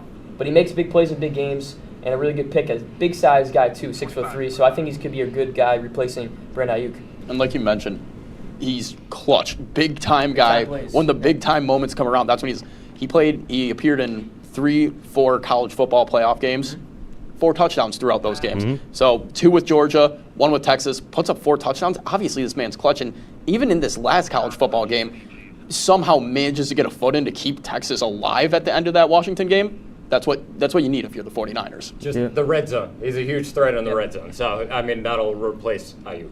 I think he's got to be a polished route runner, but I think once he figures out, it'll be a really good piece here for the Niners team. Yeah, definitely agree. And our last pick here, the Kansas City Chiefs. We got Kenny and Zach. They're tag team in this pick. Which one are we going with? Kenny, who are we going with the Chiefs?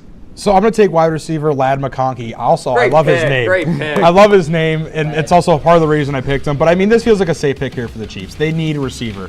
And, I'll let you get into the stat. Let's hear what you got to say. Yeah, just quickly. I mean, the entire season was, the Chiefs are going to draft a receiver in the draft. Okay, well, here you go. Here's the wide receiver. It's Ladd McConkey. Obviously, they haven't had a true wide receiver since Tyreek. Yes, Rashee Rice, but that's a whole different other situation that they're going to have to deal with. So, Ladd McConkey, come in and be the number 1 for a while.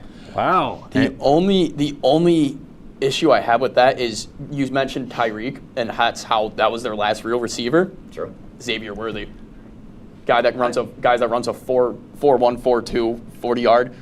You need him like a Tyreek. They know how to work that style. You just run him down the field, gun it down to him. He just torches everyone. That's fair, but I mean, yeah. But also McConkey is gross. They have those kind of players, though. already. The Hardmans and those kind of guys that just going to run around for 8 years like they do in the Chiefs offense. Yeah. No, I think the end of this draft is going to be huge. I was talking about it, just that other side of receivers. Who's going to go that, 30, 31st kind of pick is going to be huge here. I think Keon Coleman could go. You mentioned Worthy. I was about to say, Keon Those Coleman, kind of huge guys one. are going to be huge to see where they go, who falls, but obviously you never know.